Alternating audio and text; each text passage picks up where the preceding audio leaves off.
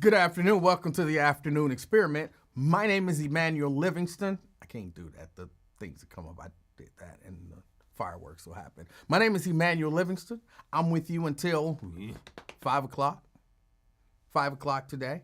I hope everybody had a great weekend and a great Monday. I had a great weekend. Might share a little bit of it because it was a really good weekend. Other than that, like I said, I hope everybody's good. Let me say hello, and then let's talk. Let's just talk. Robert Willis, good afternoon, Robert Willis. Good afternoon. He's first out the gate. Sierra Brooks in the house. She says 1. She later said happy Tuesday. Happy Tuesday to you as well. Good afternoon. But she's the second caller. Number 3 is Jerica Van, who says 1/2, first/2. All right. You was close. You was second on Facebook. Steban Speed, good afternoon. Representing Westwood, good afternoon. Anthony Prosser, he says 2. All right. Anthony Prosser, good afternoon. That rounds out the top 5. Thank you guys for, supporting, checking me out. I appreciate y'all hanging out with me. Pat Rogers, representing the East End, good afternoon. Lamont Jones, good afternoon, Lamont. Thank you for checking us out. Erica Hummins, representing Reading, good afternoon. Nick Brown, representing beautiful Blue Ash, good afternoon. Hold on, I'm trying to look. Make sure that y'all can see and hear me. Lamont Jones. Did I already say Lamont Jones? Yeah. Representing Westwood. Carolyn Smith. Good afternoon, Carolyn. Good afternoon. Good afternoon, Karen Dye Williams, representing Westwood. Good afternoon, Pamela Kinney. She's representing North Avondale. Alonzo Clark in the house. He said he's representing work. Can't beat that. Alethea Williams says she's in here. I'm not going to say what she typed because, y'all know, I don't cuss and all this stuff. Let me see. Daryl Carpenter, representing Forest Park. Good afternoon. Good afternoon. Steban Speed in the house. Good afternoon, Steban Speed. Lewis Johnson, a.k.a. CK. Good afternoon. Says he supports my stance against the NFL. All right. I am still boycotting. I'm just because Colin Kaepernick is probably not going to get a shot. Just sell one of them teams to a majority black owner, and I'm back in. They still got a way to bring me back. But they don't care about me. They don't care about your black ass either. Let's see. Maria Smith in the house, representing North College Hill. Good afternoon. Good afternoon. Danny Dozier, representing Westwood. Good afternoon. Got Al Johnson out there in Middletown. Good afternoon, Al. Sean Nutter, representing the ATL. Good afternoon, Sean. Valerie Davis, Westwood. Good afternoon. Good afternoon, Scott Bain. Good afternoon. Vincent Jones in the house, representing Blue Ash. Good afternoon. Terry Coleman, representing the E-Town. Good afternoon. Got Ken, representing Virginia. Well, he's from Cincinnati. Good afternoon, Ken. I had to stress it like that because he represents Cincinnati. You represent Cincinnati in Virginia. But here, you in Virginia. So you are their representative here. It's just the way it works. I don't make the rules. Let me see. Emmanuel, do you have 2 pages running? I'm not sure what you mean, do I have 2 pages running? I have a Facebook page that is my personal page. I have a Facebook page that is the Afternoon Experiment page. I have a YouTube page, which is a personal page. I have a YouTube page that is the Afternoon Experiment YouTube page. And I have a Twitch page, which is a personal page. I guess I need to make an Afternoon Experiment Twitch page too. And I think I'm going to join Rumble. It's a new, I don't know how new it is, but it's a different live streaming platform. So I think I'm going to do Rumble as well. I started setting everything up. Maybe I'll finish that up tonight. Ooh, probably not tonight. Maybe tonight. We'll see. So, yes, I have multiple pages. Ruby Samuels representing Gulf Manor, good afternoon. Dominique Finley, good afternoon. Dominique Finley hates me for some reason. I don't know why. I can't figure it out. But she does. She says things about me that ain't true. It's just crazy. Daryl says, who cares if you don't watch the NFL? Can we put that to rest? Somebody brought it up. Somebody cared. They brought it up. I don't just come on every day, like, oh, I'm boycotting the NFL. But if somebody bring it up, hey, who cares if people boycotting Target? I kind of care, but, you know, hey, it is what it is. Don't be mad at me. Don't be mad at me.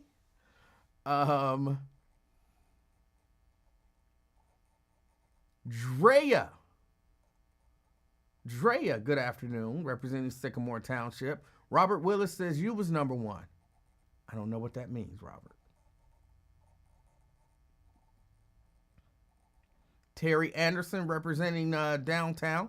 Good afternoon. We got Brenda Early in the house representing Fairfield. Good afternoon. Good afternoon, Brenda. Tanika, you know I have a hard time pronouncing your last name. Yasharahia.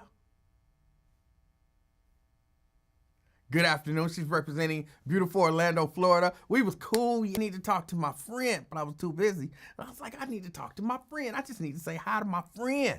And then I got up this morning and it was cold. I was like, damn, Tanika. So, you know.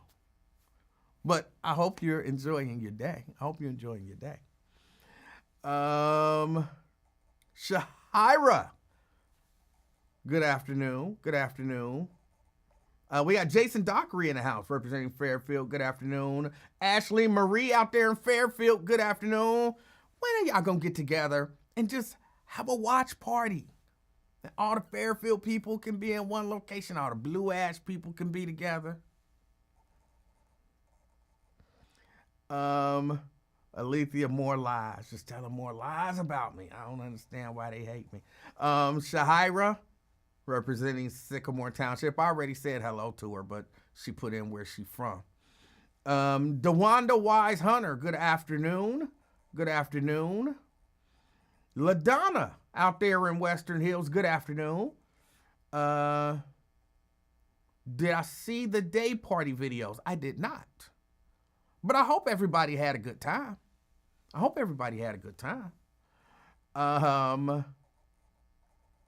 Let's see.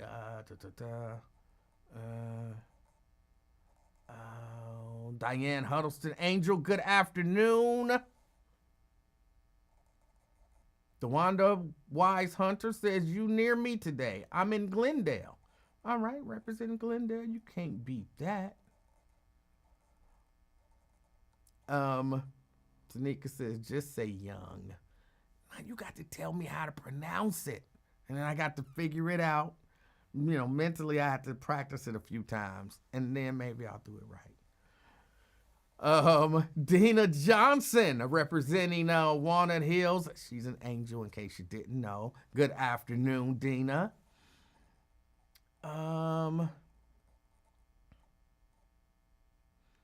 says, my raise here at work allowed me to get my wife a new car this weekend.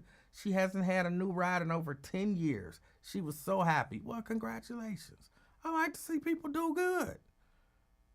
I'm not even going to hate on you like you did on me about the NFL. I'm going to celebrate you and your lovely wife. See how I'm doing that?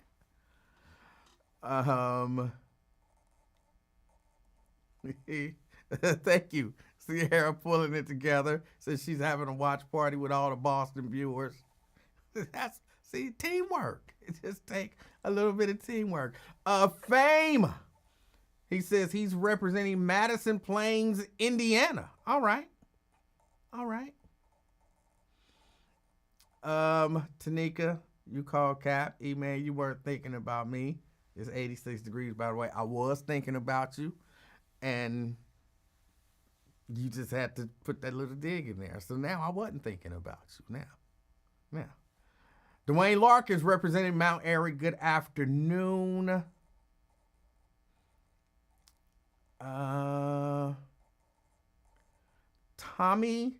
Edward Lee Tommy Smith.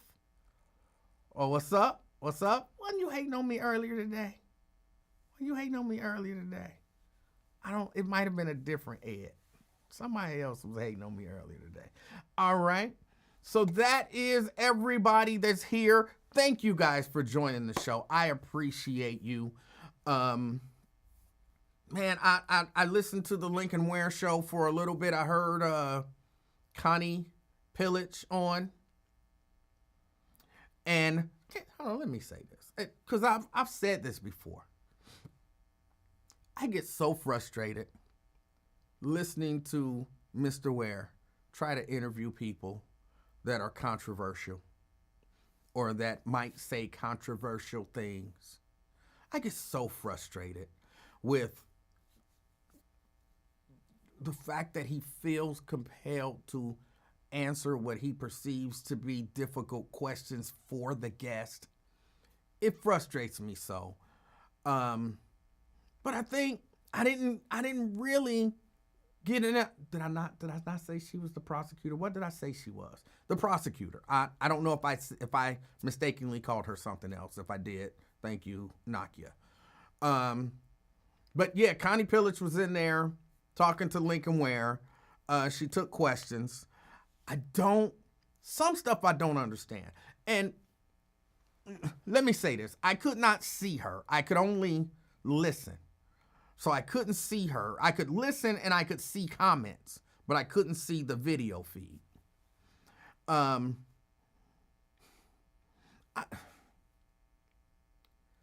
It seems to me, if you're the prosecutor and you say that this person was railroaded, your office, however many years ago, railroaded somebody.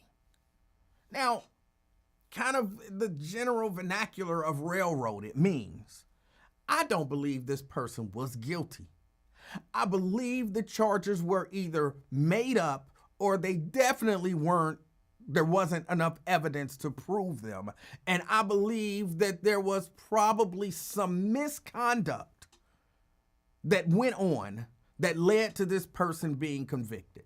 To me, that's what I take from the term railroaded, all right? Railroaded to me is not just, it was unfortunate that they chose to prosecute this person.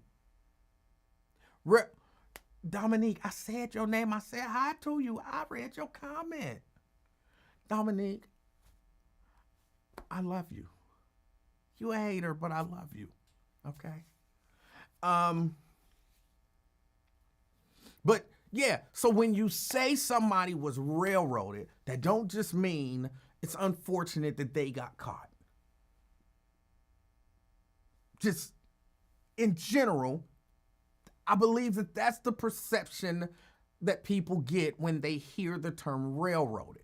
And the prosecutor said she believes, or I think she said she knows, but I'm not 100% sure about that. Or she might have just said, I feel like. But I want to say she said, with some degree of certainty, that Judge Tracy Hunter was railroaded. Her word. She later talked about a prosecution integrity unit. And what do you think a prosecution integrity unit? What would their role be? Wouldn't their role be something along the lines of making sure that nobody who's been prosecuted by this office in the past was railroaded, right? I think this person was railroaded. There's somebody, I don't know who it is. I guess I could go back and look. Nakia saying she was speaking of the Joe Dieters. She called it embassy. I don't know why you called it an embassy. But it doesn't matter. When you do an integrity unit, a prosecution integrity office or unit or whatever, you're doing that to say the prosecutions that we've prosecuted in the past. You don't just start with you. You go and you look backwards. And you say, I want to make sure that in all the prosecutions that this office has done, you might give it a time, in the past 20 years, in the past 10 years, whatever, I want to make sure that they were all above board. I want to make sure that everyone acted with integrity. All, what did she pointed out, like, all discovery was given. I want to make sure that, all the rules, all the laws were followed. I want to make sure that we were ethical. That's what the integrity unit is supposed to be about. So now you combine the integrity unit with, I believe this person was railroaded by our office. And then someone says, well, what you going to do about it? I don't know that there's anything I can do about it. Hadn't really thought about that. What do you mean you hadn't thought about that? That's a little bit of what you ran on.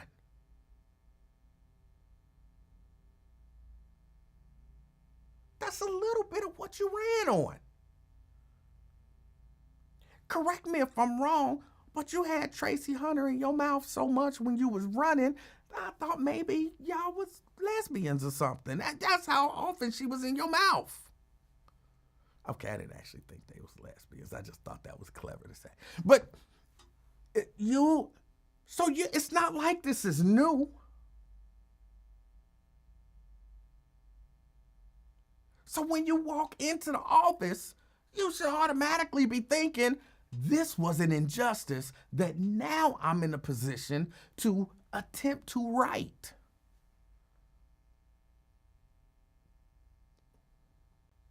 Saying that you're going to look into it is saying you're not going to do anything. I don't know what I can do. That's what that means.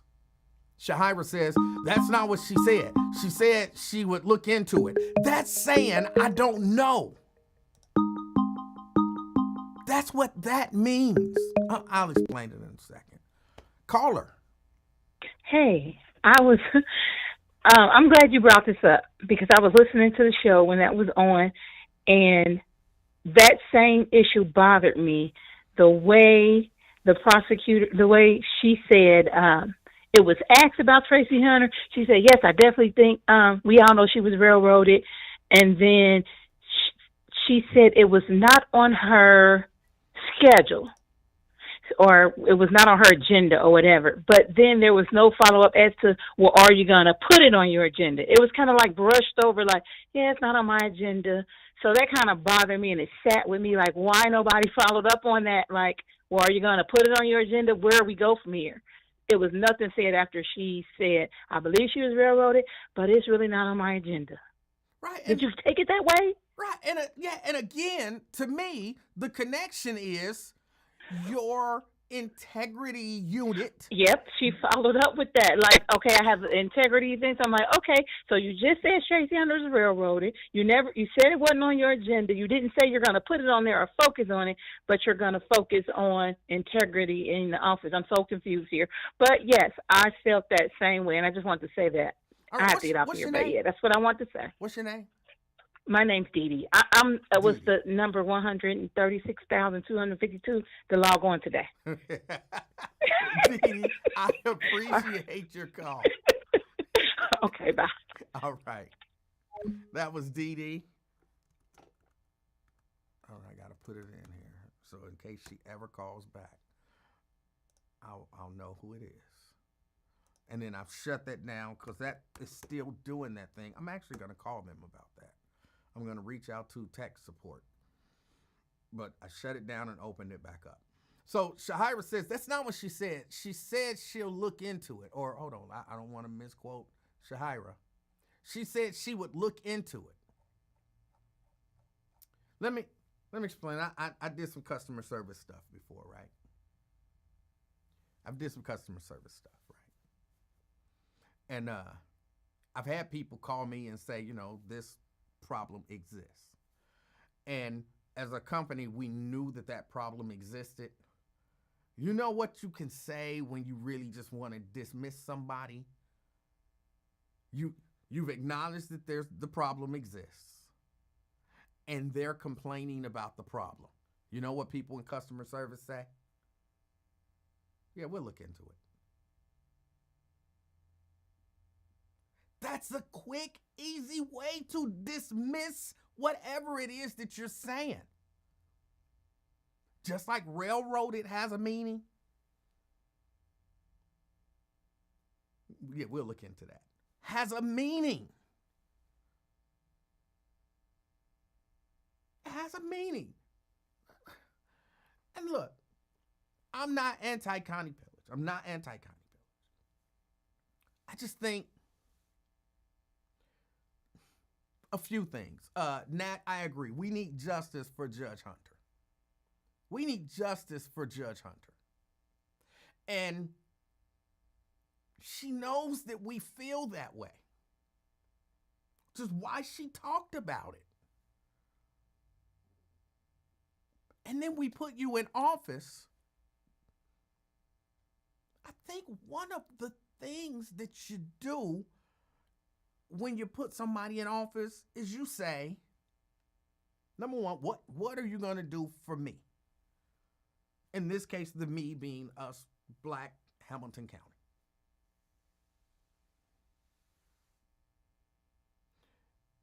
And what are you going to do about what you campaigned on?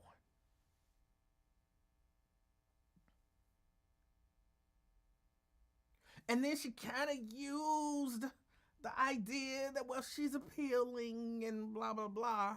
And I saw a comment and I kind of agreed with it.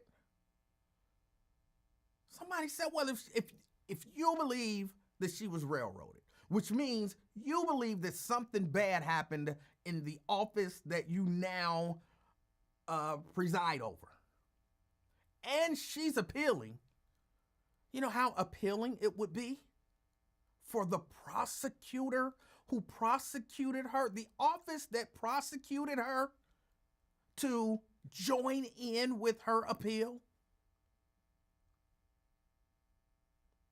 I don't know the exact process of all of that because I'm not a lawyer. You know what I'm saying? I don't know the law all that well. But I know that they can file stuff. And if there's an appeal going forth, they can, I believe, sign on to that appeal and say, you know what? In hindsight, the prosecutor's office who prosecuted her, we agree that this should be overturned. Right? We've all seen it. We've all heard it. We agree that whatever you're appealing, if you're appealing the verdict should be overturned because we believe the person who was, the people who were in this office before railroaded this lady. So we believe her conviction should be overturned. She's trying to get her law license back. You know what? We stand with her getting her law license back because we believe that the people who ran this office before and who prosecuted railroaded her. We think they did something improper or, unethical or something. They railroaded her. We support her. I think that carries some weight.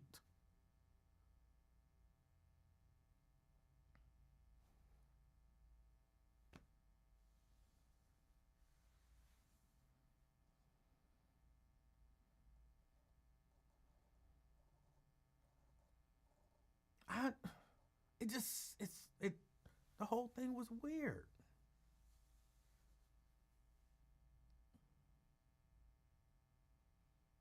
Shahira says, I'm smart enough to know that, Emanuel. I just think it's such a touchy topic. Those high up who even want to help can't say much about it. Yes, they can. Stop falling for the trick that we can't talk about this. They can talk about everything else. They are smart people. They know how to talk about, I kept saying this when this was going on and all of these people were saying, well, we can't talk about it because it's an ongoing case. We can't talk about it because it's an ongoing case. And now, well, we can't talk about it because, it's under appeal. And we can't talk about it because it's this. And we can't talk about it because, yes, they can. Yes, they can. Don't stop believing that they can't talk about it. They don't want to talk about it. But they can all talk about it. They find ways to talk about, and again, I'm not a lawyer. I'm not that smart, right? But I know how to talk about a thing without actually talking about the thing.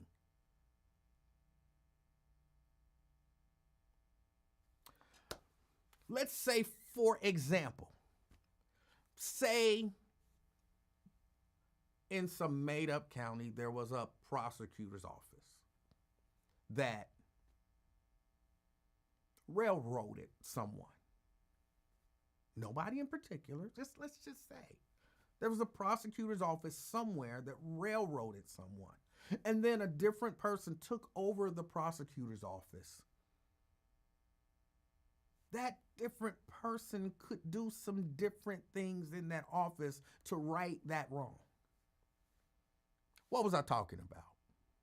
But I didn't say no names. You can't say, Emanuel just talked about that case. Well, you could, because right before then I was talking about it. But just in that little example, they know how to do that. They do it all the time. That's how they get on TV. All of these lawyers. That's how they get on TV and talk about ongoing cases. They simply give you a disclaimer. Like, okay, I can't talk about this case, but what we've seen in the past is when things like this happen and then they go on their rant. They know how to talk about these cases without talking about these cases. Stop falling for, well, we can't talk about it because they're tricking you. They know they can. They just choose not to.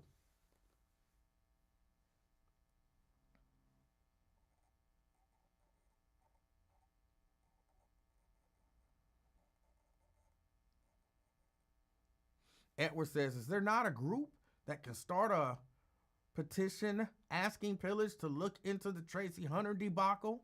I think pillaged our vote to get into office on the back of the Tracy Hunter issue, and now that she's in office, will do nothing.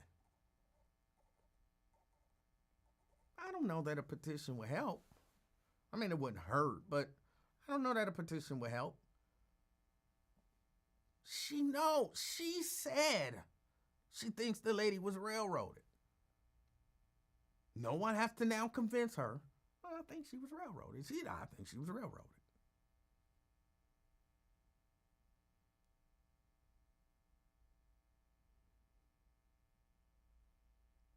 she's appealing. Join with her.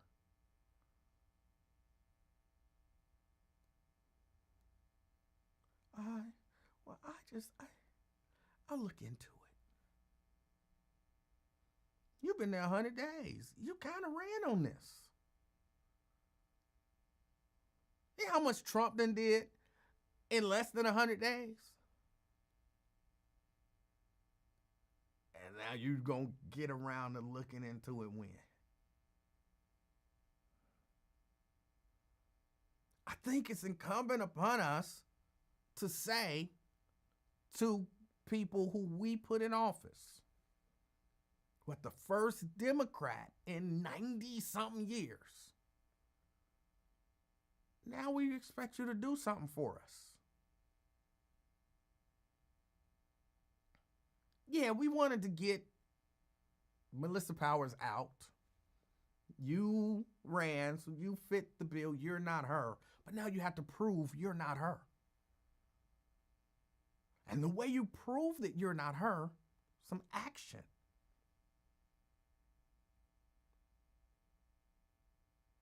I feel a lot of... I watched that video of the dude getting shot in Laughlin.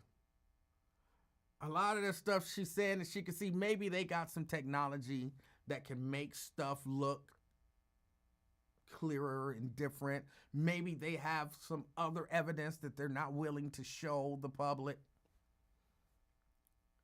But based on what I saw, I know Lincoln liked to talk about stuff being a good shooting. That didn't look like a good shooting to me. He came at him with a pipe. Well, they backed up. Come on. He backed up before he shot him. Come on. Hold on. That's the standard now. Take 2 steps back and then shoot. That's the standard.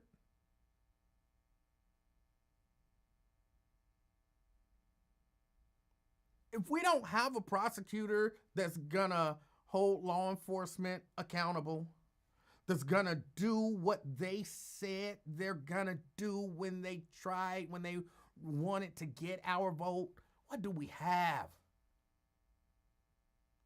Look, I'm not worried about the prosecutor prosecuting, people who get caught committing acts of violence. Let me correct that. I'm not worried about the prosecutor prosecuting young and old black people who commit acts of violence. I'm pretty confident that's going to happen. I'm fairly confident that's going to happen.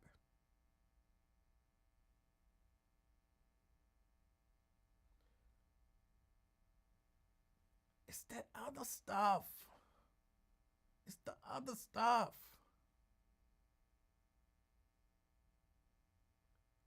And the reason I'm making a big deal about it is because it would go a long way to show me, I can't speak for the whole community, it would go a long way to show me that you are in it for fairness and truth. If this case that you yourself said you believe this lady was railroaded, if you pursue truth and justice in this case, but if you're the person in Hamilton County in charge of pursuing truth and justice, and your response to, can you seek truth and justice, is, I'll look into it.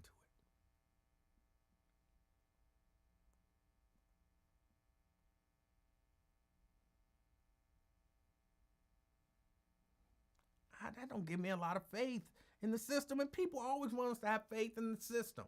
Have faith in the system. Have faith in the system.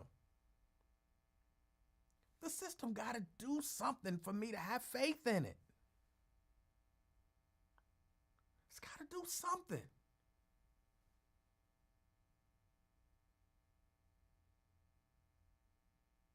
You're not prosecuting law enforcement who it looks to me like just is out on the street executing people.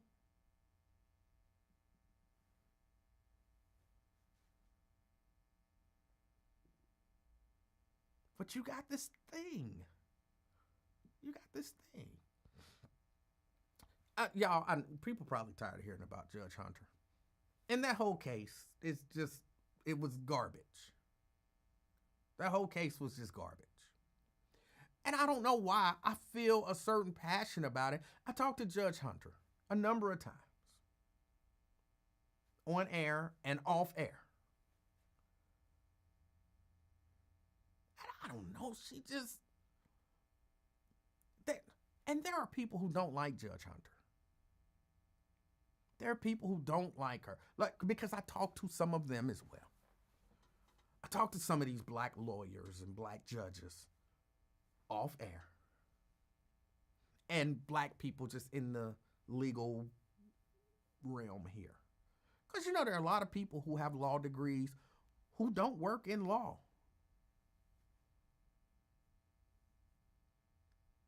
And they're the so-and-so of this organization, or they're the so-and-so of that organization. And I talked to a lot of those people too. And a lot of them, they don't like Judge Hunter. They think she's arrogant.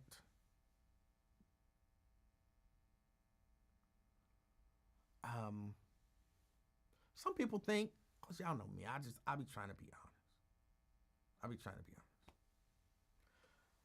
Some people be like, she is flighty. She's airheaded.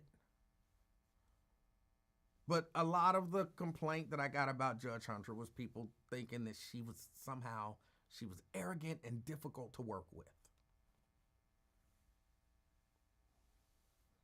And that was a lot of the reason why a lot of people didn't come out and speak in her favor.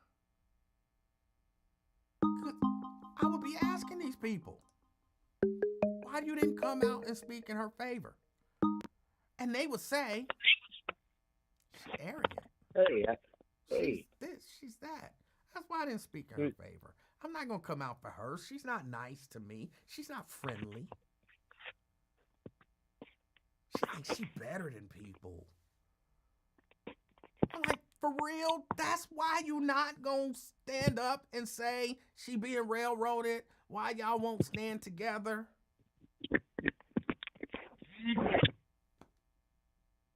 But that was a part of why.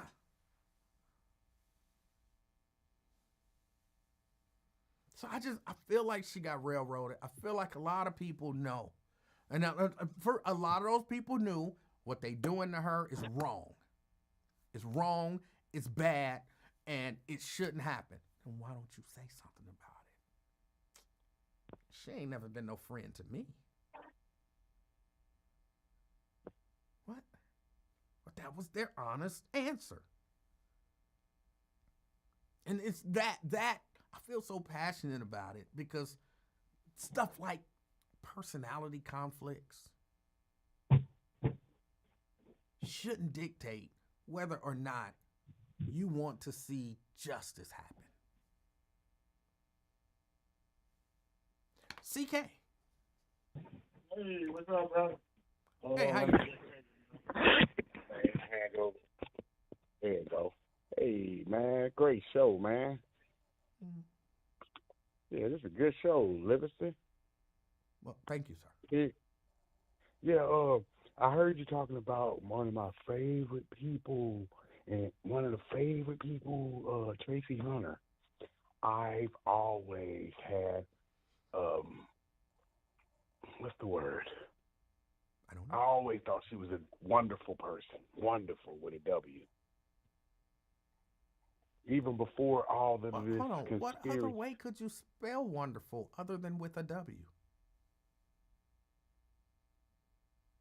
Indeed. I like her. I think she was under pressure, sir. I think she was railroaded, like they said. But I think the railroad was premeditated because of things she was doing before the railroad was built. She was a pioneer in her field for as advocacy for young teenage people that needed guidance, Livingston. Okay. And in her seek to put her youth on the right track, she was targeted by evildoers who tried to make her a felon. And I don't think she committed any. This is a judge, sir. So I don't think crime is something she's a part of. Well, So hold on. Okay. She was a judge. Yes. Just being a judge doesn't mean that you don't commit crimes. Now, I'm not True. saying she did. I'm not saying she did. But please don't use that as your reasoning for why she was railroaded. Like, well, but she was a judge. She couldn't have done it. Like, no. But sir, to make it to that far on the ladder, you have to stay squeaky clean to make it that far. No. You must not get up. No. That's just What? it. You don't. You really don't. You can have felons and make it to a judge. You Please might not explain. be able to have felonies, but you can have done felonious things and just know the right people to get that stuff swept under the rug. Or, like there was a judge who allegedly was driving drunk and hit and killed somebody, I believe on Central Parkway, and they knew who the person was. And they just kind of swept it under the rug. I believe they said, and I don't really remember, I believe they said like, hey, that person really didn't have no business out in the street. And we don't know that person was drinking. When we got to his house, he had a drink in his hand. So he might have started drinking once he got home. But, but we don't really know. And maybe he didn't see her. So saying, oh, you're a judge, so that means you didn't commit this felonious act. No, not That's necessarily true. I agree totally. You know me, I don't fight the facts. I'm not a fact fighter. I allow facts to explain truth. Okay. And I want you to look at Kanye West. This man is an absolute genius. He finally got him by the balls, Livingston. Oh, really? Finally got him. And I don't follow Kanye West, so what has he done and who does he have by their testicles? Or testicles? The Jewish people have met their match this time. He spent them around on their head. He took them for a roller coaster ride, and he got them this time by celebrating Hitler and by celebrating the Nazi sign, sir. He made the Jewish people face the reality of what they've been doing to African Americans the whole time through hip hop. So he said, so if y'all could celebrate and make millions of dollars off of our pain, why not me? What a freaking genius. And now they're forced to answer that question like, so y'all don't care about the black murder, the black blood in the streets. It is entertaining to you. Well, it's entertaining to me. Hitler! I'm very confused Freaking about phenomenal. that. Again, I haven't been following Kanye West. That's a weird way to make a point. Yeah, it's great, man. You celebrate Hitler. Now you making all those Jewish who celebrate the death of our people. We celebrating these guys that kill our people. They yelling it from the mountaintops. So now, okay, if y'all want to celebrate our killers, we're gonna celebrate your killers. That is the genius, Livingston. He has made it where the Jewish people, they say, oh, stop saying Hitler was a good person. Nah, y'all celebrate Big Meats, nah. Y'all celebrate Larry Hoover. Y'all celebrate Nicky Barnes. Well, I'm celebrating Hitler. He got them crockless panties in a bunch, Lincoln. I'm not I Lincoln. said Lincoln, Emanuel. My bad, Emanuel. No, that's Livingston. okay. Mistakes happen. I get it. I do it sometimes too. That was a mistake too. But I don't like that. Yeah, that's how you should do it. Make them see the truth. Put a mirror up to them, Livingston. Yeah, You must that's make not putting a evil mirror doers- up to them. Yes. No, Yes. no. Celebrate Hitler. That sounds foolish. Hold on. It sounds foolish to celebrate the NWA straight out of Compton and make millions of dollars off the destruction of people. So Kanye doing the same thing. Yes, foolish on fool. Yes, thank you. It does sound foolish. So when I do foolish shit, don't call my shit out. We all foolish. Y'all motherfuckers made billions of dollars off straight out of Compton. Now I'm making billions of dollars off of Hitler. What is the difference? Why is it Wait, foolish? so how is Kanye making billions of dollars off of Hitler? So he's selling Hitler memorabilia, the Nazi sign, T-shirts, black Ku Klux Klan shirts. Oh, it's so wonderful. He's making those people look into themselves. That just sounds like that doesn't sound like this amazingly intelligent strategy. It just sounds more like a confused person, maybe with some mental disorder that is not being appropriately treated. Sir, you have the mental disorder. Now, your people have been abused by these crackers for hundreds of years, and you still defending them. You still defending them. I'm not They defending let them anyone. feel the pain. They need to feel the same pain. Listen, they celebrate Larry Hoover, Big Meech. Why can't we celebrate Hitler? Hold on. That's Some of great. y'all celebrate Larry Hoover and Big Meech. I'm talking about the crackers. I ain't talking about y'all. I'm talking about the crackers. No, but I'm talking about y'all. No. See, No people on that side. look. First, I don't totally buy into your theory, partially because I don't have the facts. But secondly, you keep saying they're celebrating Larry Hoover and Big Meech. But Yes. I hear black people celebrating Larry Hoover and Big Meech. Now, I'll be honest, I don't hear a lot of Jewish people celebrating Adolf Hitler. Okay?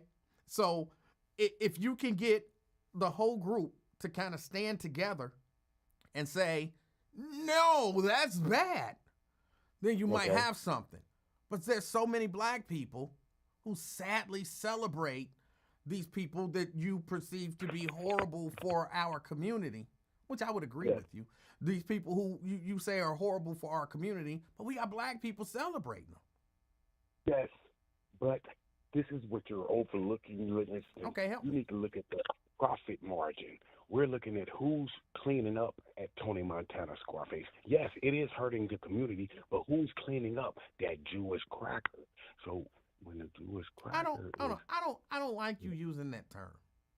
What's wrong with that? You need to get them. Listen, we say the N-word every day. You said the N-word on your platform. Now you're taking up for them people. Stop doing that. I'm telling you, I'm telling you, I don't like you using that term.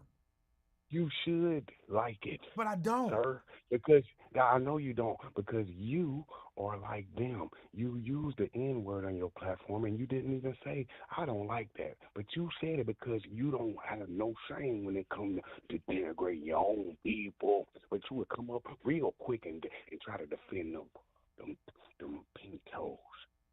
But you would say it out your own mouth, B-A-N. You said that on your own platform. But when I attack them people, oh, look at their defender, Mr. Emanuel Livingston.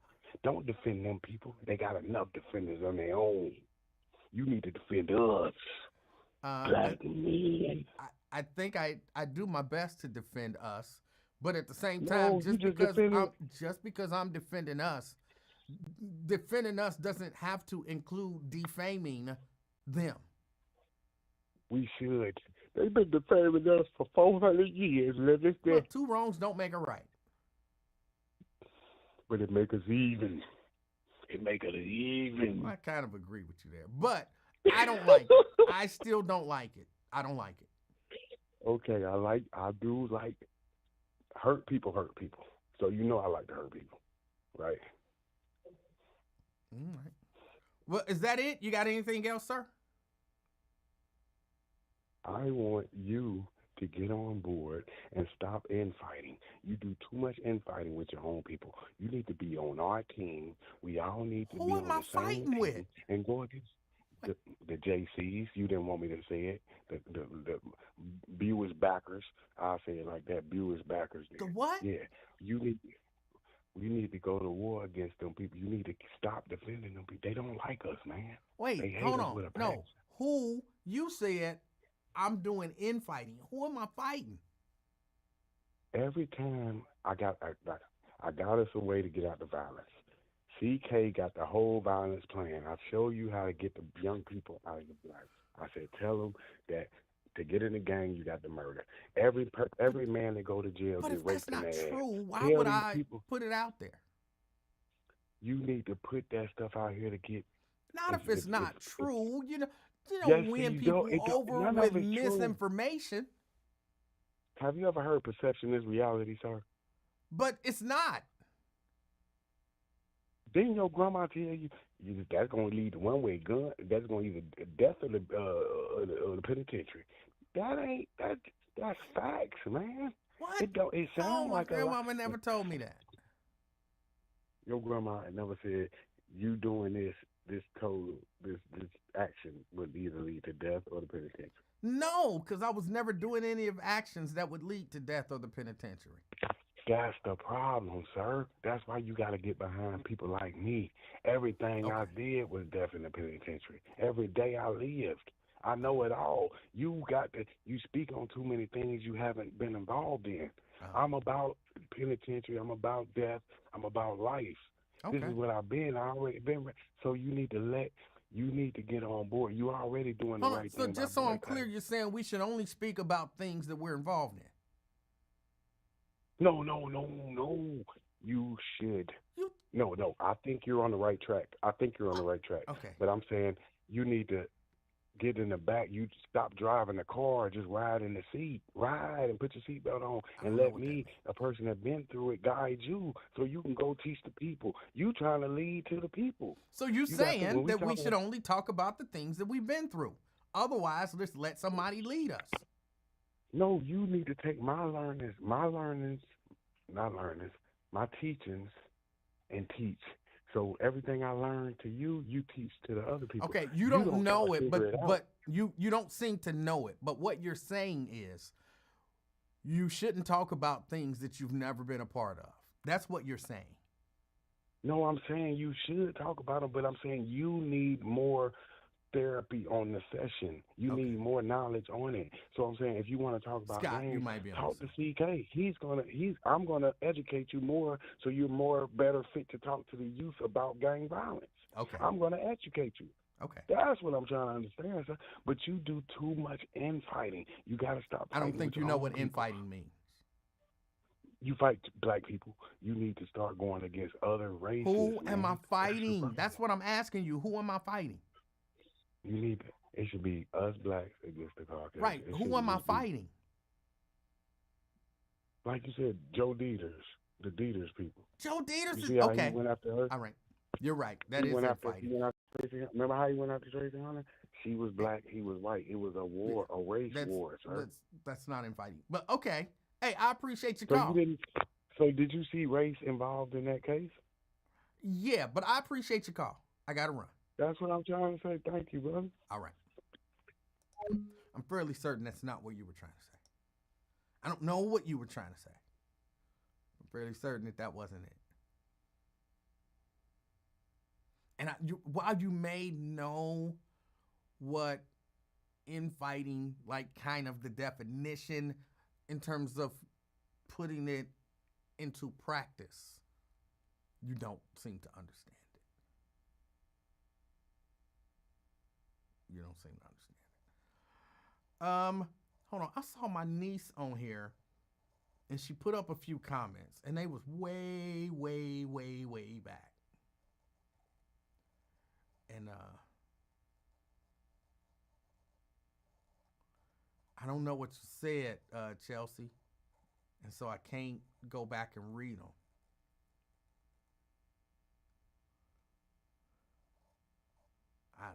And it was so far back that my thing don't even, my scroll don't even go that far back. So I apologize for ignoring you, niece. Your favorite uncle apologizes.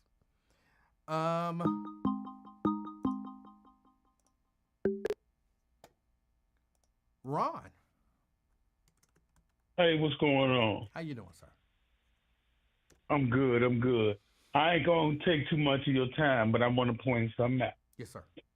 You know, I voted for Alicia Reese, Okay. but I voted for Stephanie, or not Stephanie Dumas, but Driehaus also. You know, Uh-huh. I not because I'm a vote down the Democratic ticket. I figured that with all the infighting, with speaking of that, with all the infighting that Alicia Reese was doing with Stephanie Dumas, I thought that it'd just be, keep a balance. But I wanted it to, keep it all Democratic in that office. But,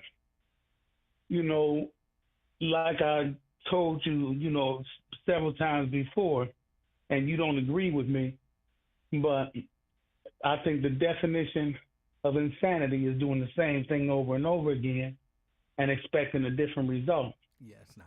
And, when Connie Tillage won that seat, Mm-hmm. I'm like, hell no. Now, I just didn't figure it was no shit in the game. Well, yeah, I didn't figure nobody manipulated the election, but I knew that it would probably be some shit in the game. And, what we expect, I think now it was told on Lincoln's show that Cincinnati was the fourth or the fourth most or the fifth most racist city, but the fourth most livable city in the country. Now, we all know, Stan Poole and Queen T, Stefan, when Kelly Prather was out, they all stood on, Stefan may not be the most eloquent speaker, but, he tried to give us the real information. Sometimes he gets stuff wrong, but we wouldn't know if he didn't get it out there. And I agree with you.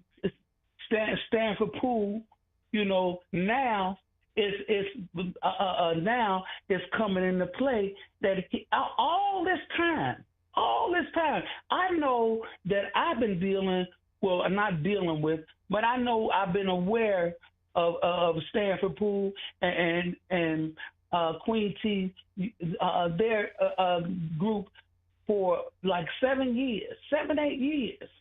All this time they've been complaining about it, but now it's some truth in it.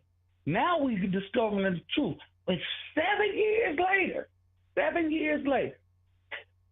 Kelly Prather, and now, she rubbed people in the city the wrong way, which I don't know why she would fuck around in Cincinnati with doing anything, illegal. I don't even go some places because I won't do shit illegal because of what I've done in the city. But even with her, getting them PPP loans, I've heard of people just paying the loans back. They gave her fucking 10 years. 10 years. And with all of the places that she's been, all the things that I've seen her do, and places and things that she's done in the community, ain't nobody say shit but bye. Ain't nobody say shit, And when I seen Tracy Hunter up there the last time on Lincoln show, and then Alicia Reese call and say about all these developers and all that shit, and that it was some shit in the game and all this stuff, and she got cut off, and she ain't said nothing else about it. I believe she ain't say shit else about it because ain't nobody gonna have her back here. Ain't nobody gonna have her back here.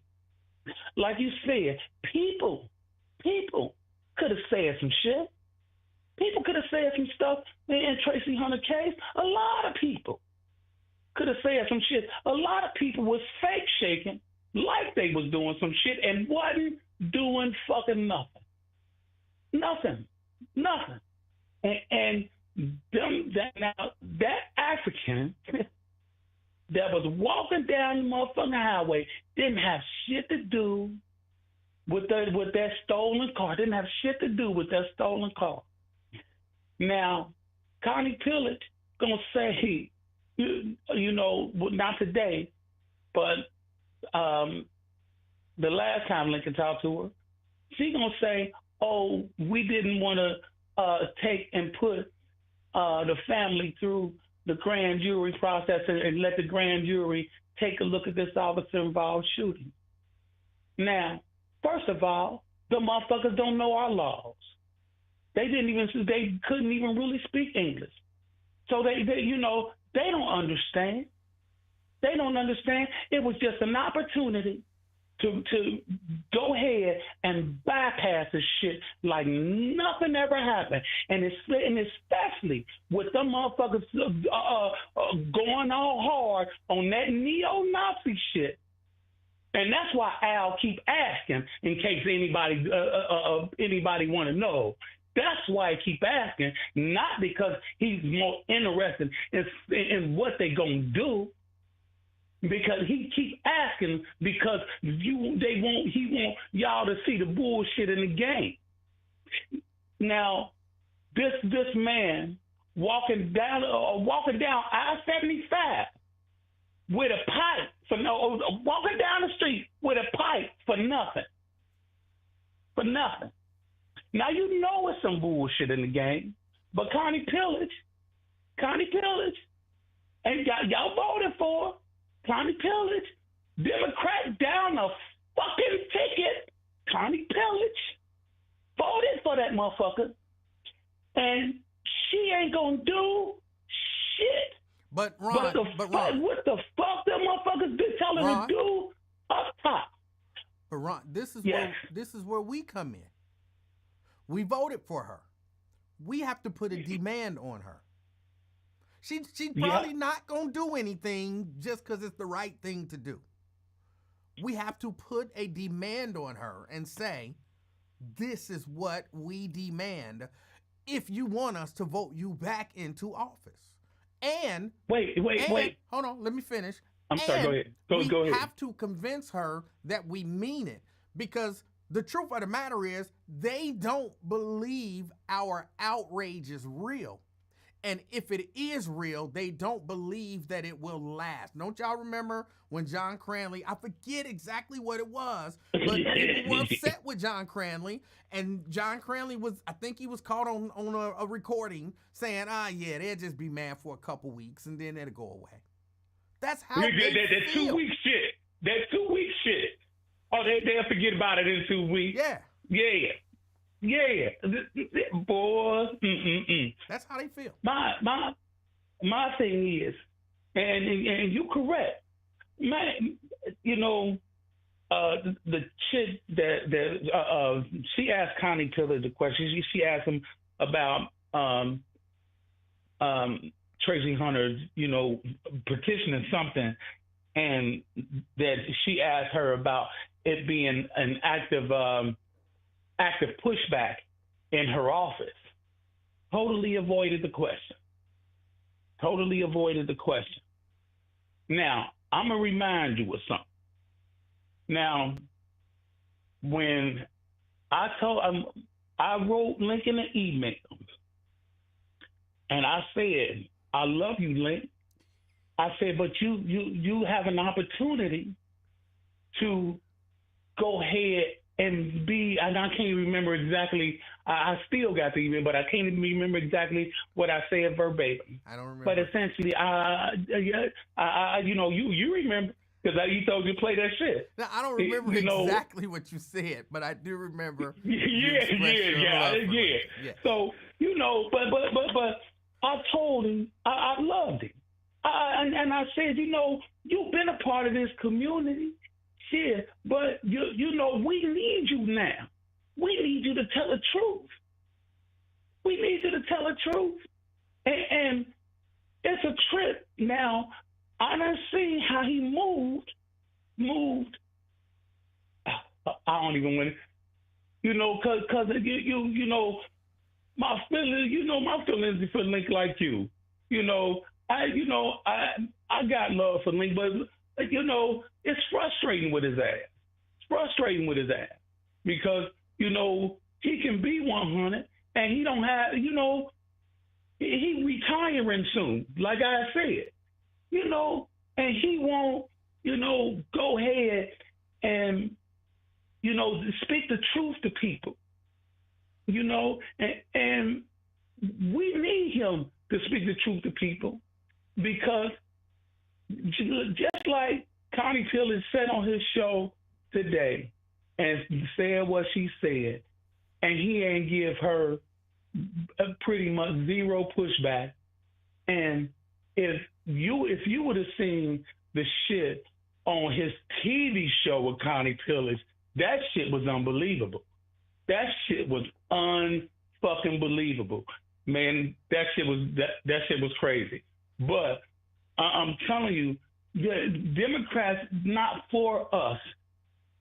Not for us in Cincinnati, and it's a none of them. They only move in Cincinnati. They only move.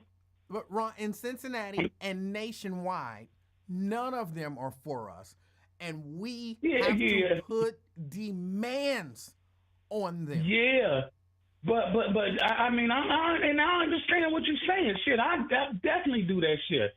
Well, but it's like I told Wyatt a long time ago. It's a trip to be smacked around in your own house. And David, eat a dick. Damn. Why you be riding me so hard? What? No, man, that nigga, he be riding me all hard, even when I ain't on here. Damn, eat a dick. Shit. All right. Hey, I appreciate you. Bye, man. All right. And I don't know what happened. Something happened. Everything went left at the very end. Who is David? I don't know what he's talking about. I don't know what happened. I agree with the overwhelming majority of what he had to say. I do. We and I just think we have to make demands, and we have to make it clear that these are demands. I'm going to ask you, I'm going to suggest to you, and then I'm going to make some demands. And there's going to be consequences if those demands aren't met.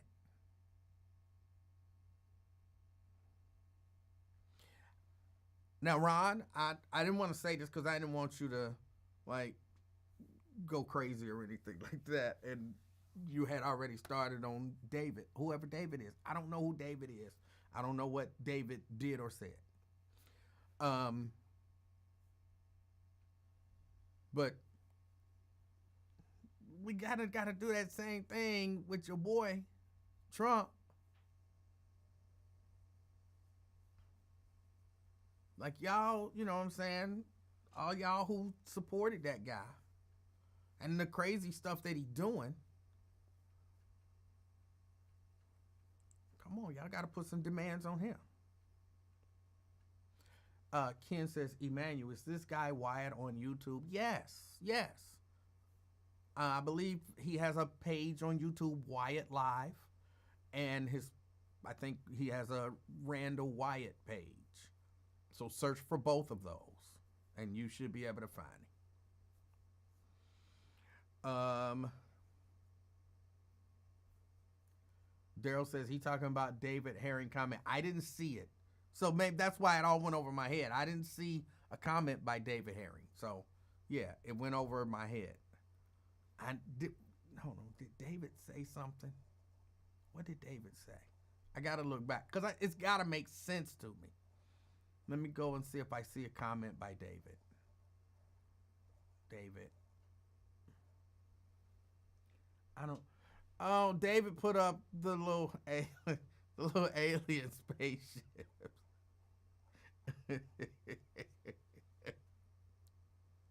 Oh boy.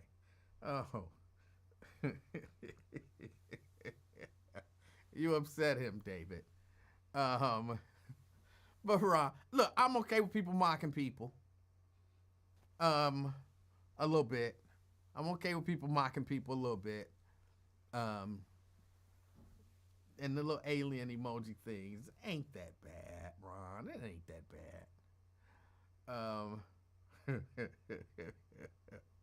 But I totally missed that. That's what he was responding to. Okay. I'll tell you something else. I heard listening to Lincoln's show. This was when Greg Landsman was on. I heard somebody calling in saying, and he was really upset. Why can't y'all just get him out of there? Don't we pay a psychologist or a psychiatrist? I don't remember which term he used. Don't we pay somebody and now y'all can just use all the proof he got to get him out of there? And you know, it made me think. There are a whole lot of people who really don't understand kind of how government works. And Greg Landsman was doing his best, which I think, like, he was like, I don't know how to say it. Because I like Greg. I want to be nice, but I had to be honest. Like, Greg is a nice guy, but he come off as,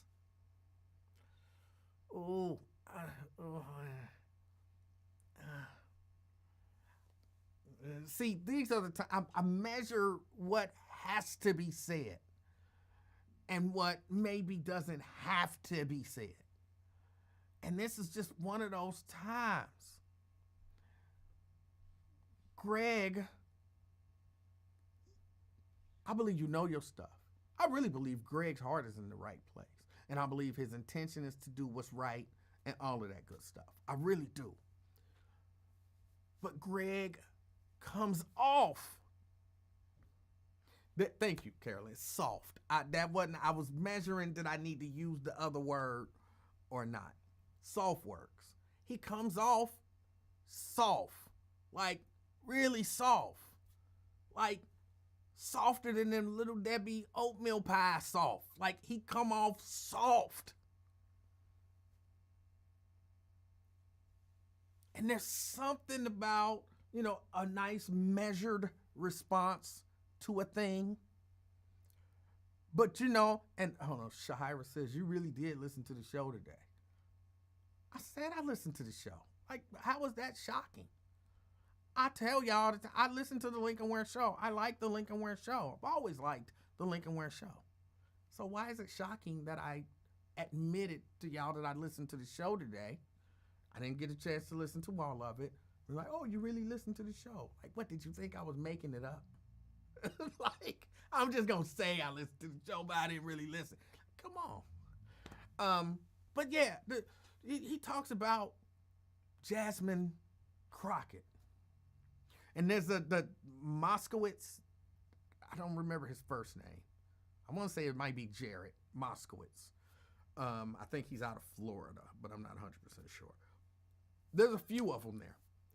But they all speak with intelligence, passion, authority. Sometimes you can't just be measured in your response. Sometimes you have to say it with some passion.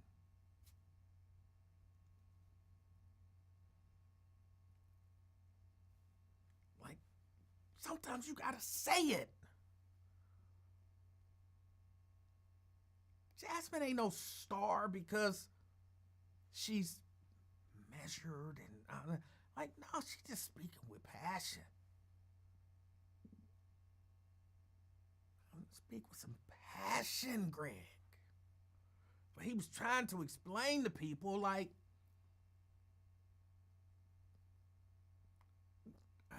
no, we can't impeach him right now.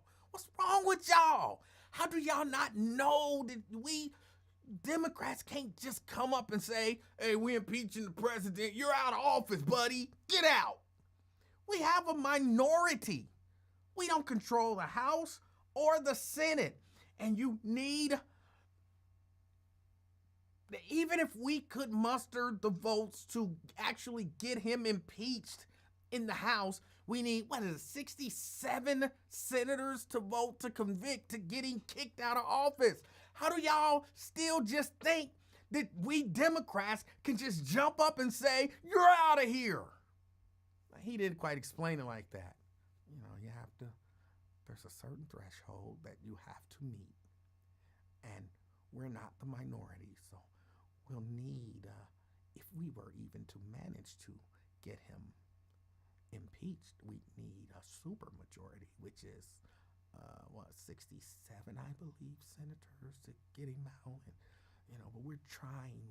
I'm trying to get some traction and say things that people will listen to. And I go on podcasts and I say things, and I'm trying to explain. People, you should read the Constitution, and that ain't inspiring nobody, Greg. I understand what you're saying. I agree with what you're saying. You daggone right. But come on, Greg. Talk about this stuff like you talked about education. When Greg was talking about, what was the name of it? I don't remember the name of it. I don't remember the name of it wasn't No Child Left Behind.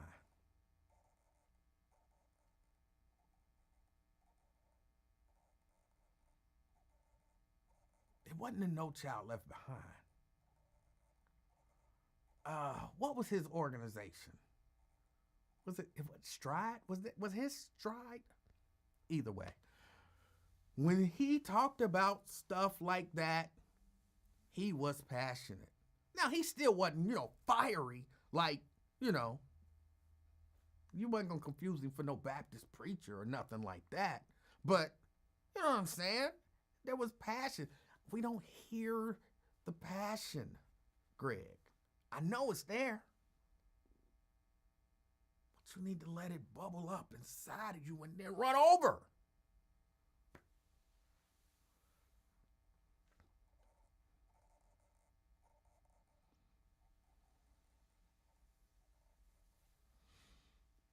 Was Lansman supposed to say, Ninja, you're ridiculous. We can't use psychology records. Somebody should have explained to that dude. I wanted to explain to dude, like, dude, you ain't making no sense. That's not how any of this works. How do you think that that's how this works? How old are you?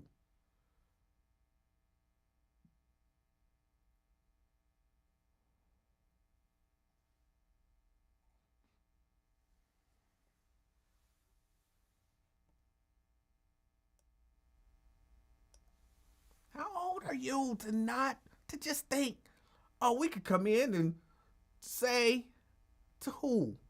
Do you think Trump? I don't even think Trump use a real doctor, do he? Does he even use a real doctor? I know at one point he was using that wacky looking dude.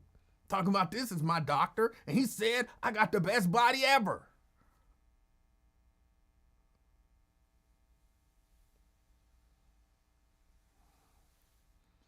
So yeah, he should have said something to let dude know. I mean, he did. He did. He said something. I think people, you should go and you should read Article 1. Well, read the preamble because it's short, but then you should read Article 1 of the Constitution. People ain't going to read Article 1 of the Constitution. If they think, just Democrats can just throw him out and just say, hey, a psychologist said he needed to go. They not going to read it. Oh, I don't know. I don't know.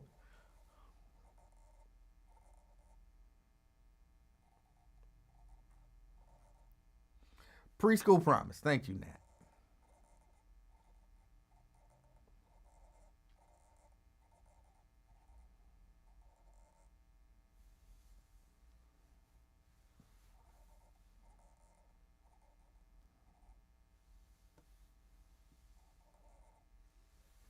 I'm not saying, Sierra, there's anything wrong. She says Landsman just want ninjas to be politically literate. Nothing wrong with that. I agree. There is nothing wrong with that. As a matter of fact, I think what we're going to do,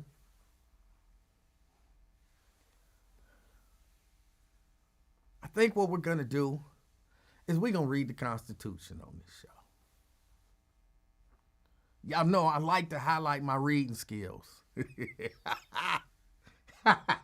That was funny to me because I really don't.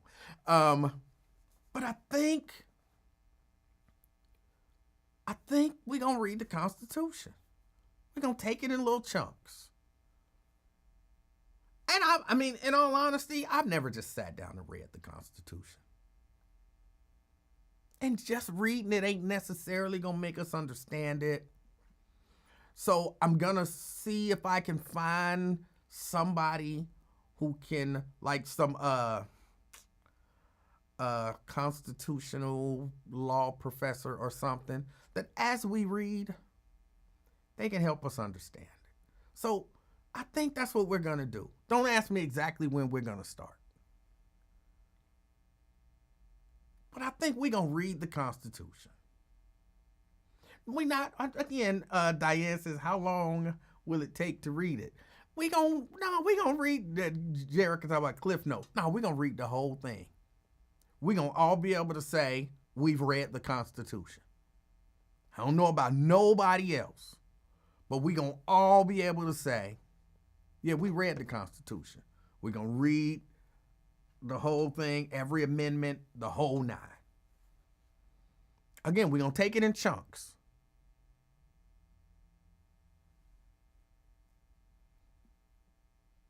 We're not going to do it all in one day.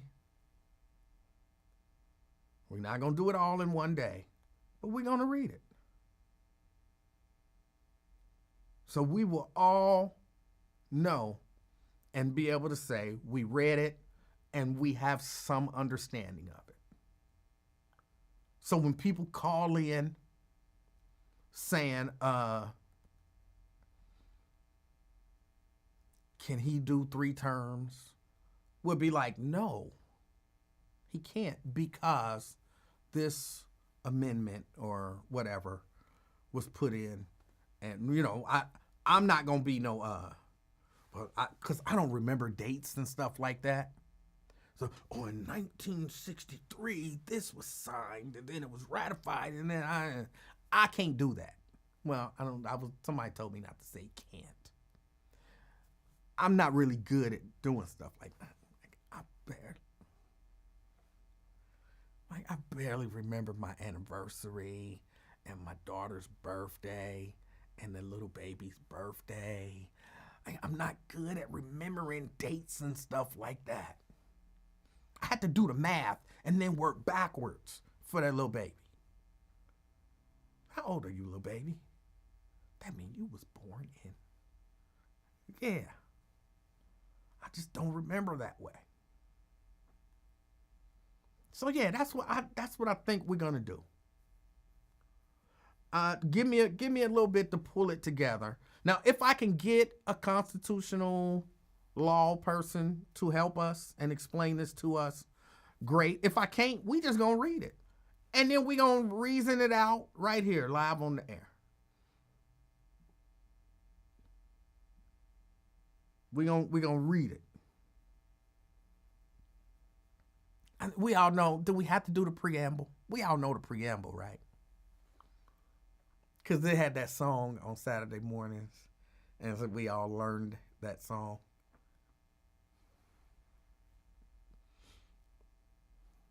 Vincent, you was there before me.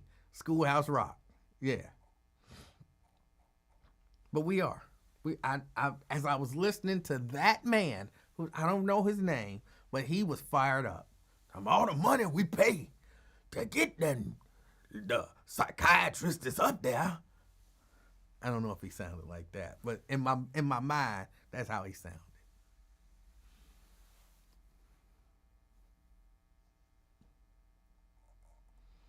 Vernon say, just read it. And if we need something clarified, then use an artificial intelligence app. We're going to read it. We are going to read it. No, throw in the preamble. We're going to read it. Starting soon. If not, what's today? Tuesday? If not Thursday, maybe Thursday or Friday. We're going to start reading it. If you don't want to know, you don't want to be, then when I start reading, you can turn off. You can turn off.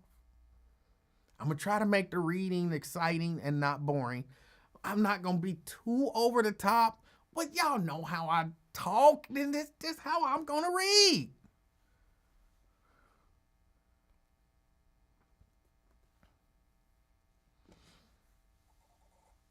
And we'll have a little bit of fun, hopefully, reading the Constitution. And then maybe we'll do that with some other stuff. But okay, all right. DeAndre say, I'll sponsor the Constitution for Dummies book. You want CK and Twin to be the readers. Maybe that's what I'll do. I'll get somebody else here to read, but it's got to be somebody that can read like. Sorry, I had to say that I like Greg Landsman as a person. I like Greg Landsman, but I don't want him to read the Constitution to me. I don't. We, the people of the United States of America, in order to form a more perfect union, establish. No! I want to read it. We, the people of the United States of America, in order to form a more, you know what I'm saying? Read it. That's what we're going to do.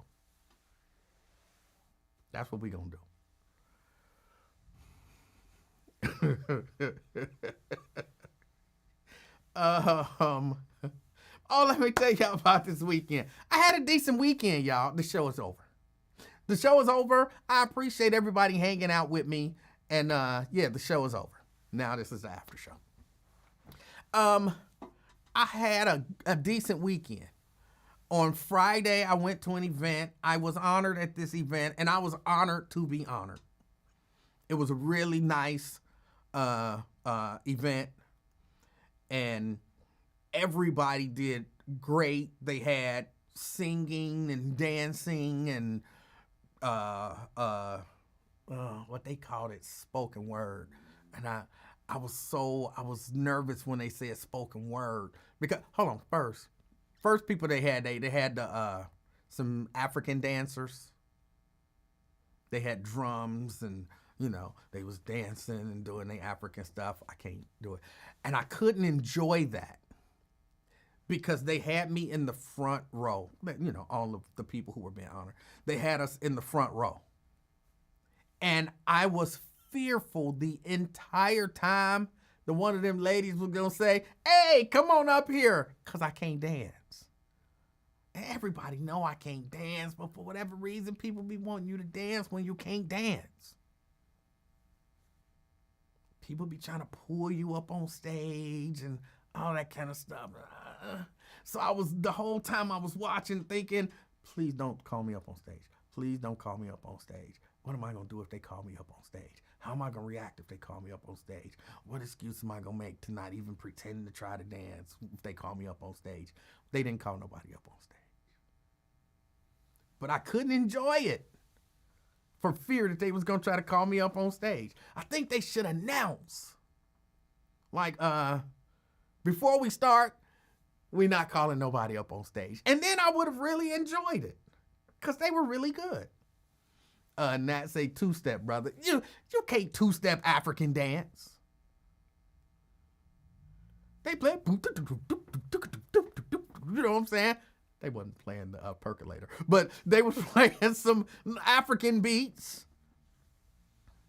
That's in my mind when I started doing it. It was gonna be African, but then the more I got into it, it felt like the percolator, and they was not doing the percolator.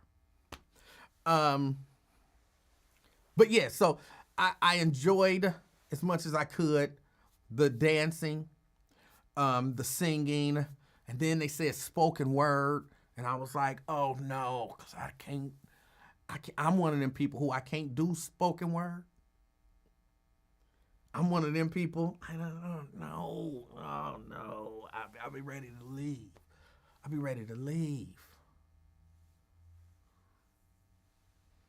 I can't do the cadence and all of that kind of stuff. I just your typical spoken word. Oh no. But then it was just a nice reading of a poem that was really good. Like, it was really good. Like, I listened to it. I could understand everything that was being said, and the pictures that it painted and the lesson that it spoke of. I was like, this is really good. It's like, don't call that spoken word, just say poetry. Or she's about to read a piece. I'd be like, all right, read that piece.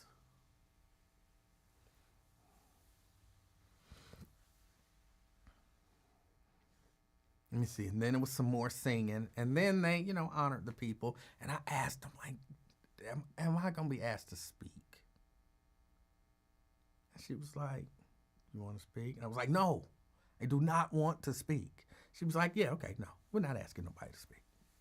So I was like, oh my goodness, this is amazing. This is amazing. So, yeah. And then everything, when they had light refreshments and everything before, and music and conversation. It was a really nice event.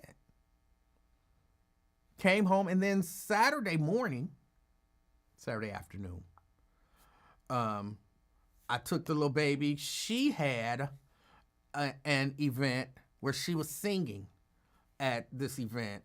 The school that she goes to, they have a number of campuses around the city, and they do this big arts presentation.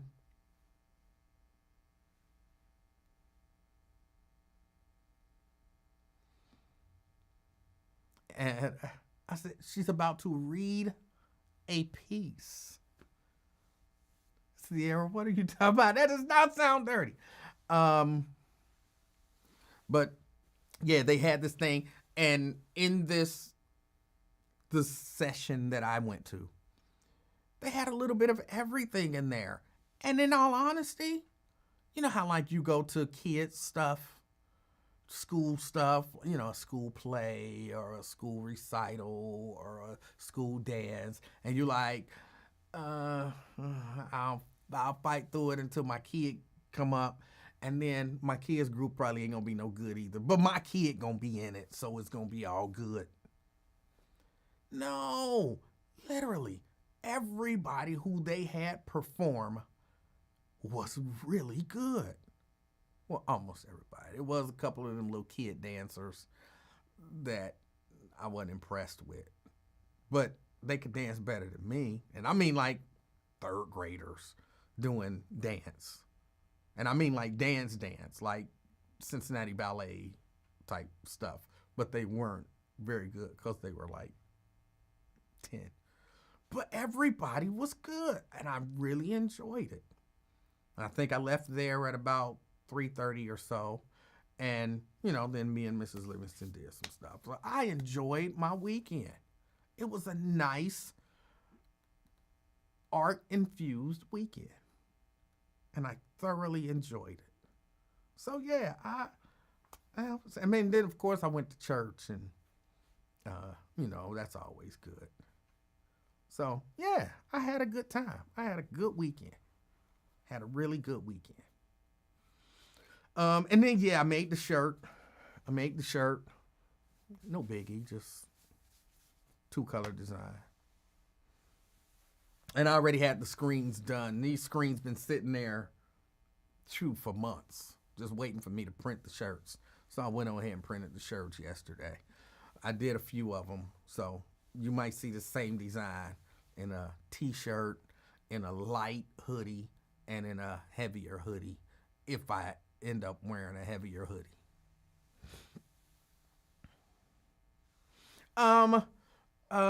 Let me see.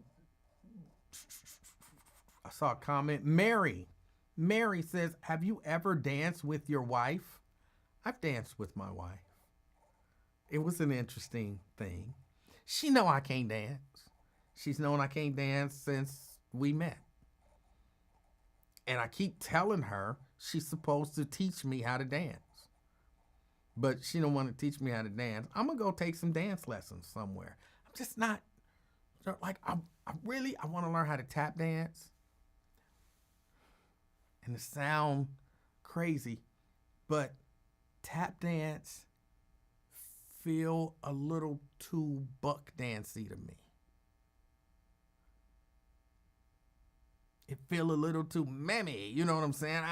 I don't, but I do want to learn how to dance, how to tap dance. I enjoy the art. Jerica says, do you skip too? What do you mean, do I skip? Well, hold on, let me answer your question just on the surface. Yes, I skip. Even though I don't know what you mean when you say, do I skip? But yes, I'm a 54-year-old man who literally skips sometimes. I be just so happy. My life is just like, I got no complaints about life. I literally be skipping sometimes. But I don't know what you mean when I dance. Do I skip? Nike says, I was in tap dancing and ballet.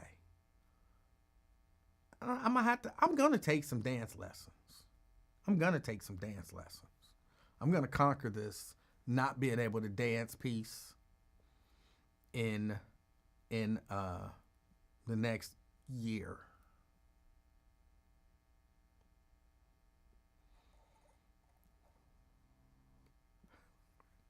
But it is, Vernon say, he just cracked up at too buck dancey. It is. It feels a little too buck dancey. But I want to learn how to do it. Brent. Okay, when you're skipping down Reading Road, what song are you humming in your head? None. Sometimes, believe it or not, sometimes skipping, I'm usually not skipping down Reading Road. If you ever see me in church, and I typically, anytime you see me in church, I'm working, I'm doing sound. And, something goes wrong, or, like I'm coming in and something bad happens 3 minutes before service starts. Mm-hmm. And I got to run all the way up to the front and then run to the back and then run to the back and then run back to the, I'm saying. A lot of times I'm not running, I'm skipping. I skip all the way up to the front. For whatever reason, I feel like I'm moving faster when I'm skipping, and I'm skipping places. I do, yeah. Okay, you got to demonstrate this skipping, because I have this picture in my head with you with your shirt. Because I have a T-shirt. How did they used to do back in the day where they used to turn it inside out but keep it on, and then your arms thrown back and you skipping up there. Here, Pastor, I'll fix your mic for you. Then you skip back to the sound. That's the thought in my head. So you got to help me get that thought out of my head, because I'm 99.44% sure that is not how you're skipping. I don't know how to explain it, but I do. I skip. I really do. And I don't even think about it when I'm doing it. And one of the brothers at the church, this was actually probably about a month, maybe 2 months ago, he mentioned it to me. And he was like, you know, it's just always fascinating to me. He said, I never want anything to go wrong, but I love it when things go wrong because you just see you skipping up there and you skip up there and you take care of it. And then you skip on back and everything be good. And I was like, is you taking a shot at me? And he was like, no, it's just something. This is his words. It's just something about seeing the joy with which you do your work. And it's kind of exemplified in you skipping up there and then skipping back, and you look so happy and pleased to be doing what you love to do. It fills me with joy. And I was like, okay, well, I'll take that. But I still think you might have been taking a little bit of a shot. Yeah, well, you need to get the Queen of Talk to use her phone to record you skipping, you know, fixing things. Well, skip on the treadmill that's just hanging. Well, clothes are hanging on it. You know, skip on there. There's so no we can. clothes hanging on my treadmill. That's good. But yeah, you were talking about the dancing with the African dancing, and man, one of the things I saw out in when I was out there in Arizona. Hold on, wait. Jerica, really? You gonna take a shot at me? That joyful and gay? Really? That's what you gonna say? Joyful and gay? Okay, all right. Just we talked the 1950s gay. I think that's what Jerica's talking about. Yeah, where gay didn't mean gay. When I it meant happy. When I find a way to hack into your computer system, Jerica, and I see that you have a subscription to Twins OnlyFans, I'm letting everybody know. But go ahead, buddy. Oh my Twins. With an OnlyFans, is he, you know, does he have his feet soaking in almond milk, or what kind of content is he producing? I don't know. He said he might do an OnlyFans, and I just, in my mind, I just imagined Jerica subscribing. But go ahead. But back to this dance, they had the Cherokee. Folks from the Cherokee tribe, they were doing their dances and everything. And one of the dances, because they had the younger kids in there doing the dance, and the older guy, well, it was the husband.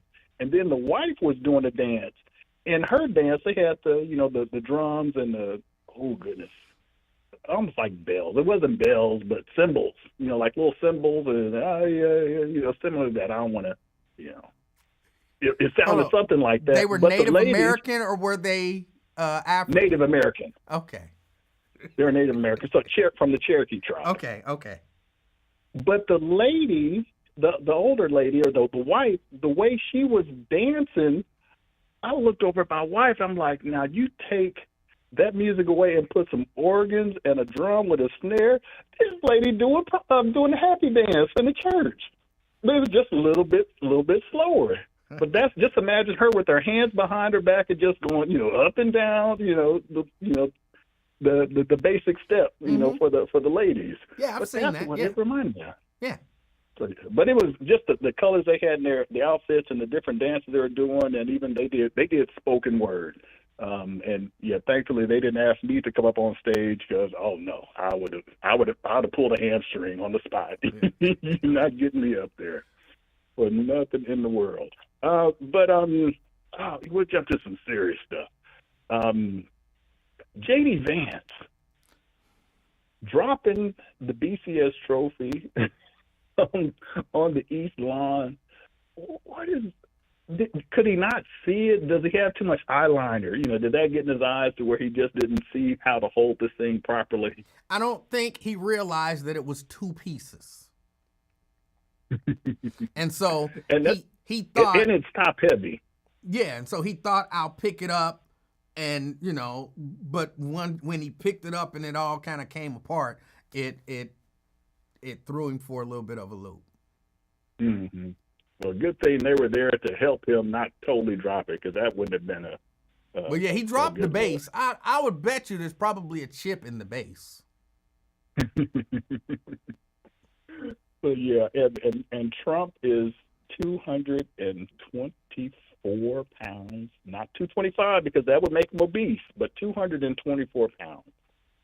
if he's 224 pounds, me at 6'3", that would make me, just based on our body types, I would have to be $125, and that is not the case.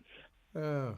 Yeah, but it's just crazy, and the stock market bouncing back, and Trump trying to claim credit for that, which is wild. You set the fire and then you put it out, but you want praise for the stock market bouncing back, which guaranteed 401ks, they may have came back a little bit, but that money that it bounced back by was a lot of it was a great percentage of it was people within his circle who went there and bought right before he made that announcement and dumped, because normally when stocks bounce back, it goes up and then it comes down a little bit, then it may continue to creep on up. But that's who made all the money. So people with the pensions, 401ks, and other things, they're not going to regain all that, and they're going to have to work a little bit longer than what they wanted to.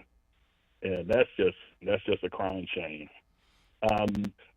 Greg Landsman, I listened to it too, and actually on his TikTok, he actually has more personality on that than when he was sitting there across from Lincoln. I don't know if he's not normally around black people, or maybe that's what had him a little bit tight and everything. He is. But Greg is normally around black people. Okay, he shows, like I said, he shows more personality on his TikTok than he does on the when he was there in person. And one thing he said that really, really irritated me, he threw the Democratic Party underneath the bus, saying, "Oh, well, Biden didn't, properly address the border and didn't take it seriously and everything." I'm like, dude, don't you remember that bipartisan bill that was sponsored by two of the most conservative Republicans that was all set ready to pass, and then Trump opened his bloated mouth and said, "Kill the bill," and then all the Republicans voted against it?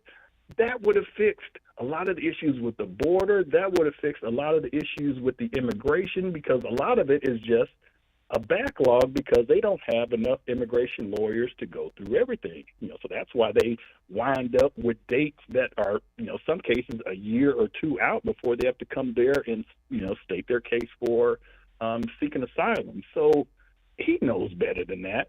And, I can understand if he went down the dial and said something like that, but come on now. He knows Republicans torpedoed that deal. I think maybe, and I'm, really kind of making, but maybe they wanted to do something more aggressive earlier on, and, it didn't happen, or, people couldn't get behind it. And so that might explain why he was saying that. If that makes any sense. Like, okay, at the end they had this bipartisan border bill, but a year before that, we wanted to do this and we couldn't rally the party to do it, or they wanted it to be bipartisan, so, whatever. And so that might make somebody say, if the Democratic Party would have just taken care of this type of thing. Yeah, but we know the the Republicans are going to say that. So why give them, why tell their narrative for you, type of deal? Just focus on what you tried to do and what you tried to accomplish, not necessarily when you tried to do it, because he's not going to win over any, so-called independents or Republicans by saying, the Democrats should have did it sooner or whatever. You're not going to win any new constituents that way. I agree. But yeah. But let's see. Now, are you going to be on at least 2 more days this week? I intend on being on every other day, not every other day, but the rest of the week. Okay. Yeah, because in with that, because this is, not only is it, going into Good Friday, Resurrection Sunday, Easter, but it's WrestleMania weekend in Vegas. So we got to discuss the cards for both nights, and I'm not going to just cram it all in one day because I don't want to get Miss Janice and LaDonna too excited. We need to pace it a little bit so we can discuss the match circumstances and all that other good stuff. But and lastly, you said you wanted to learn how to tap dance. Yes. you have a perfect resource right there in Cincinnati, and one who's always up in Columbus. Just give Ken Anderson a call or Uncle Charlie Winburn a call, because them are two of the biggest tap dancingest local Cincinnati folks that I know. And I'm sure they could teach them out. Now, it's going to be some huckabuck in there, most definitely. But, when they get to that portion of it, you just say, no, we're going to keep it in the pocket, keep it in the two-step tap dance. But I'm sure they can help you out. Then if you want to advance to the graduate level course, Cousin Tim Scott is definitely your man, because he gonna sprinkle not only sand but a little veteran. Just for the record, For the record, I like Charlie Winburn. Mm-hmm. That's it. And that's cool. That's cool. Yeah, but I see game with Charlie Winburn, and with family, Charlie Winburn, he plays the game. There's no doubt about that. Yeah. He does. He plays the game. But I like Charlie Winburn. I think he's a good guy. Yeah, he's way more politician than I expect out of my preachers. But I'll tell you this, which is always a funny story to me. I've shared this story a number of times before. There's a guy, I don't know if he's still alive, Dick. I can't think of his last name. Come up with his last name. You can't leave it there. No. He's an older white guy. He's the Jewish guy, and his name is Dick something or another. I don't remember his last name.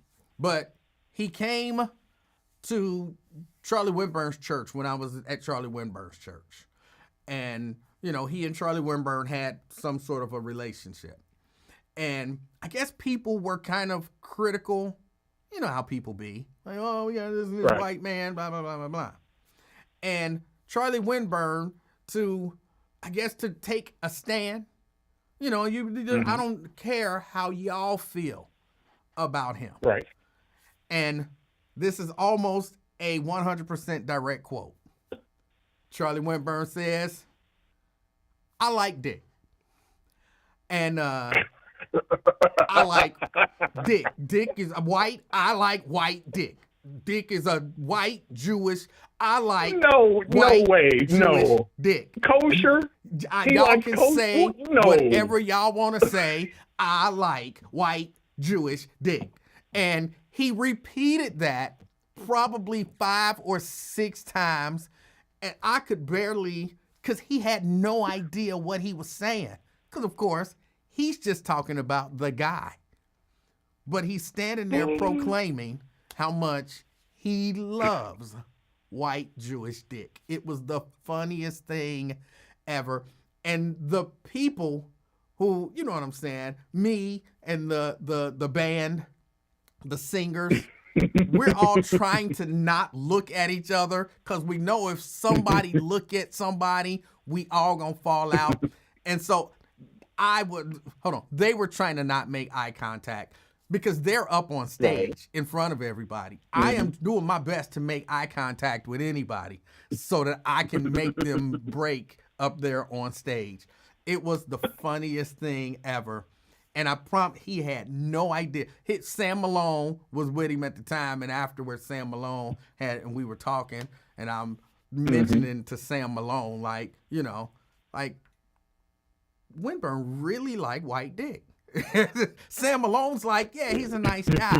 And I'm like, it didn't hit him either until, of course, I mentioned it to him like 3 or 4 times. Like, no, he really, really like white Dick. And he's like, oh, man, you're wrong for that. Oh, my goodness. It was one of the funniest things. That's it. That's my funny story. Oh, yeah. Yeah, this clip is going to make it on the Friends page. Oh, it's definitely gonna make it. So yes, that's how I was egging you on. Keep it going there. But last thing, bro, what's up with the merch page? When we gonna get some merch? I knew you was gonna say that. I don't know. All right. Well, I'm gonna keep on asking. Gotta hold you accountable. Yes. Yes. All right. Hey, well, you take care, and talk to you next go round. All right, Brent. Enjoy the rest of your day. Bye. All right. That program acting up again. Shut it down. Open it up. And there we go. Yeah, it was absolutely hilarious. And again, he was just proclaiming that he likes that guy and he don't care what you say. But the way he was saying it, it really was one of them things where you had to be there. And I love to make people break. Like if you're in a position, and this is a warning to anyone, if you are in a position where you're supposed to be stoic, or you're supposed to like when I'm producing a show, where I used to produce shows, and they're talking about a subject, if I can make you break, I don't know, it's just something about it that gives me joy. And I have to say, Lincoln is a professional. And I think I can only remember one time when I really made Lincoln break. And that was when Zakiya was telling the trapped in the closet story. And he couldn't hold it together. But I used to make Jerry break all the time. I don't know why. I like it. So for me to be there where nobody's looking at me and the band and the singers to be up front while he proclaims his love for that, and them to be trying their best to not look at me, and I'm texting them. Because, everybody got their phone, so they know when they feel that phone buzz, vibrate, that it's me laughing about what Winburn is saying. But nobody would look at me. Nobody would look at me. Inside, I could tell they was ready to break, but nobody would look at me.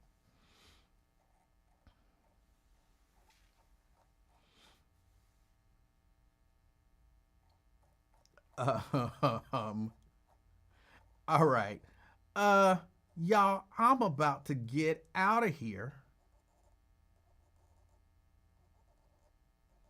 I'm trying to look back at some of the comments. Let me see. Remember when that lady you were married to wouldn't look at me? Yes, I do remember that. That's another you had to be there. You had to be there. But why, when Zakiya said she had to drink water from the bathroom sink, Lincoln go say, that's good water. Oh, that whole thing. I wish I could find that little promo CD that we made, but I don't know where any of them are. And I don't have any of those old promos that I produced laying around anywhere. I think I used to do a daggone good job producing content for that station. We used to have updated, timely promos that were interesting or funny, but they captured the mood and the moment like perfectly. I worked hard on that stuff.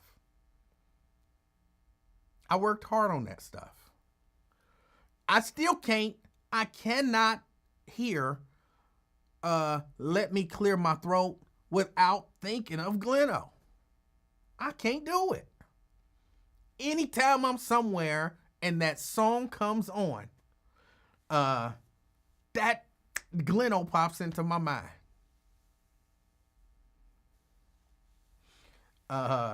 Meyer said, whenever I hear Let Me Clear My Throat, I immediately think of Gleno. Yes. Immediately. And I remember when he said that to J Love, I was like, oh no, that is without a doubt a promo. That is a promo. But yeah, there were so many good ones. But the Let Me Clear My Throat, Trapped in the Bathroom.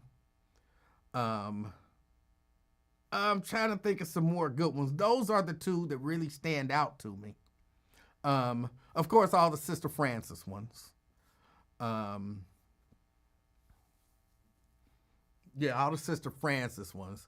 But there were so many more And I just used to have such a good time, taking audio and creating something. I had a good time doing that. I really enjoyed that. Yes, him talking about Lincoln's mother.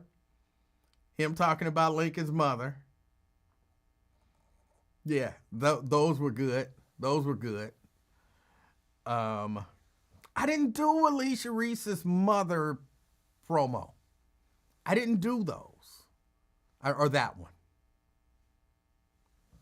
I didn't do that one. Jimmy singing Drew Hill. That wasn't actually a promo. That was just something that I thought was hilarious. Why would that man be singing that? And I had the instrumental or I had the song and I knew I could just take that. No, I had the instrumental with I'm gonna call it the karaoke version of it. So I knew I could take that and put that on there.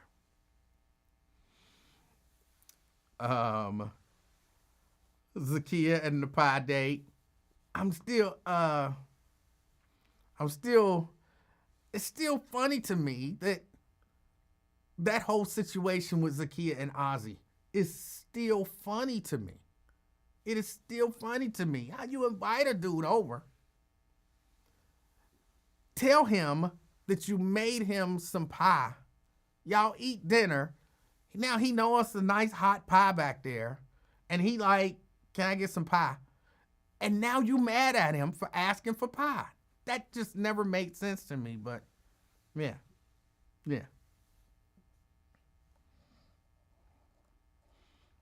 Kung Fu Mike's rap. Stop the violence in Cincinnati. Stop the killing in Cincinnati. We're getting more and more like South Central. Homicides have become more fundamental. I remember when Cincinnati used to be one of the safest cities to be. People looking out for each other was the key. And I was raised in some of the rowdiest neighborhoods. And I grew up around hoods, up to no good. But at least win, lose, or draw, you were friends the next day.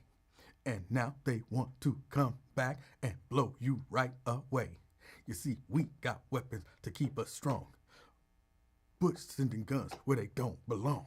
People know more in Iraq where the people last too long, and people know that's wrong. Black and white bodies have every single day. Taking some language in the way. Pretty doggone sad. Pretty drums in the street. That's pretty doggone sad. I'm a true fan of talent, and I love and do hip hop. Let's take our city back, y'all. The killing of Cincinnati's got to stop. Will this city and everybody turn out to be a dog at it? And then Lincoln laughed. And I don't know why I still remember that. I don't know why I still remember that. I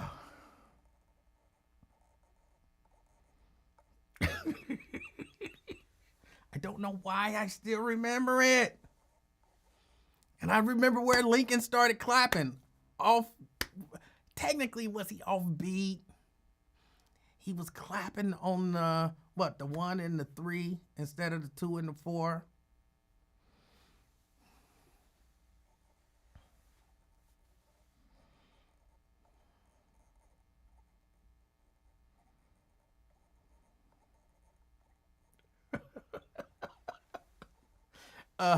Wow, you really put some real work on that Kung Fu Mike song.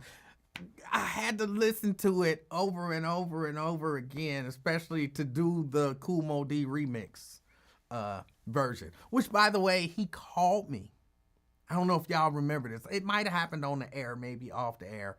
He actually called me to criticize the Kool Mo D remix because he was like, I wouldn't, wanted it to be, Kool Mo D, I would have thought, it would have been, more like, iced tea, and, colors, and so, if I was doing it, again, I would have did it, with iced tea.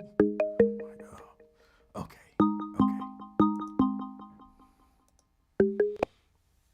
Fame! Hey, what's going on, handsome? Hey, what's going on? I'm assuming you're talking about me, even though for whatever reason that makes me uncomfortable. You need to lose some of that toxic masculinity. That's kind of, which one? Let me try it again. What's going on, nigga? I don't love that either. But what's going on, Fang? No, somebody had tagged me in the comments. I'm just making sure nobody said my name. No, not to my knowledge. Okay, because they was about to get a verbal ass whipping. I was very you talk about Lincoln Ware. I was very disappointed in his show today. They had the local prosecutor on there, and he let the listeners call in to give questions to her. Mm-hmm. And right out the gate, sounded like a possibly 60-plus-year-old woman asking about what's her name. The disrobed judge. What's her name? Judge Tracy Hunter. Yes.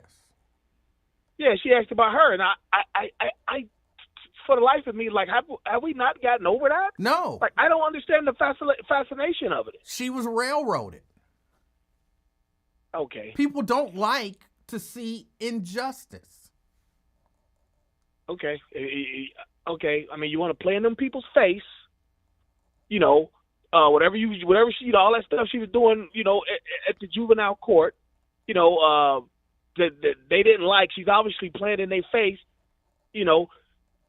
Her being from their ilk knows how vindictive they could be, and walked right into it. She had a litmus test.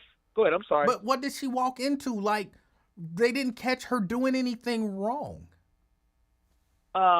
She was clearly unfit for duty.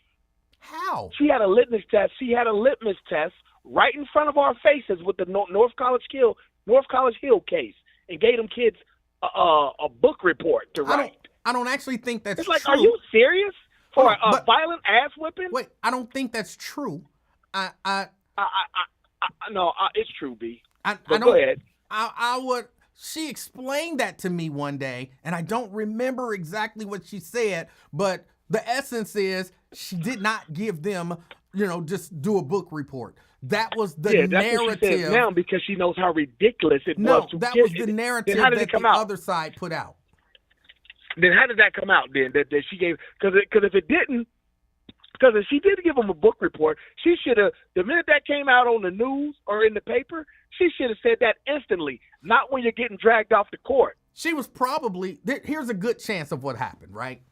So, I'm a judge, and I, give somebody home incarceration or something like that. And on top of that, do a book report. Or, give me a report about whatever it is that you did wrong and how you would do it different.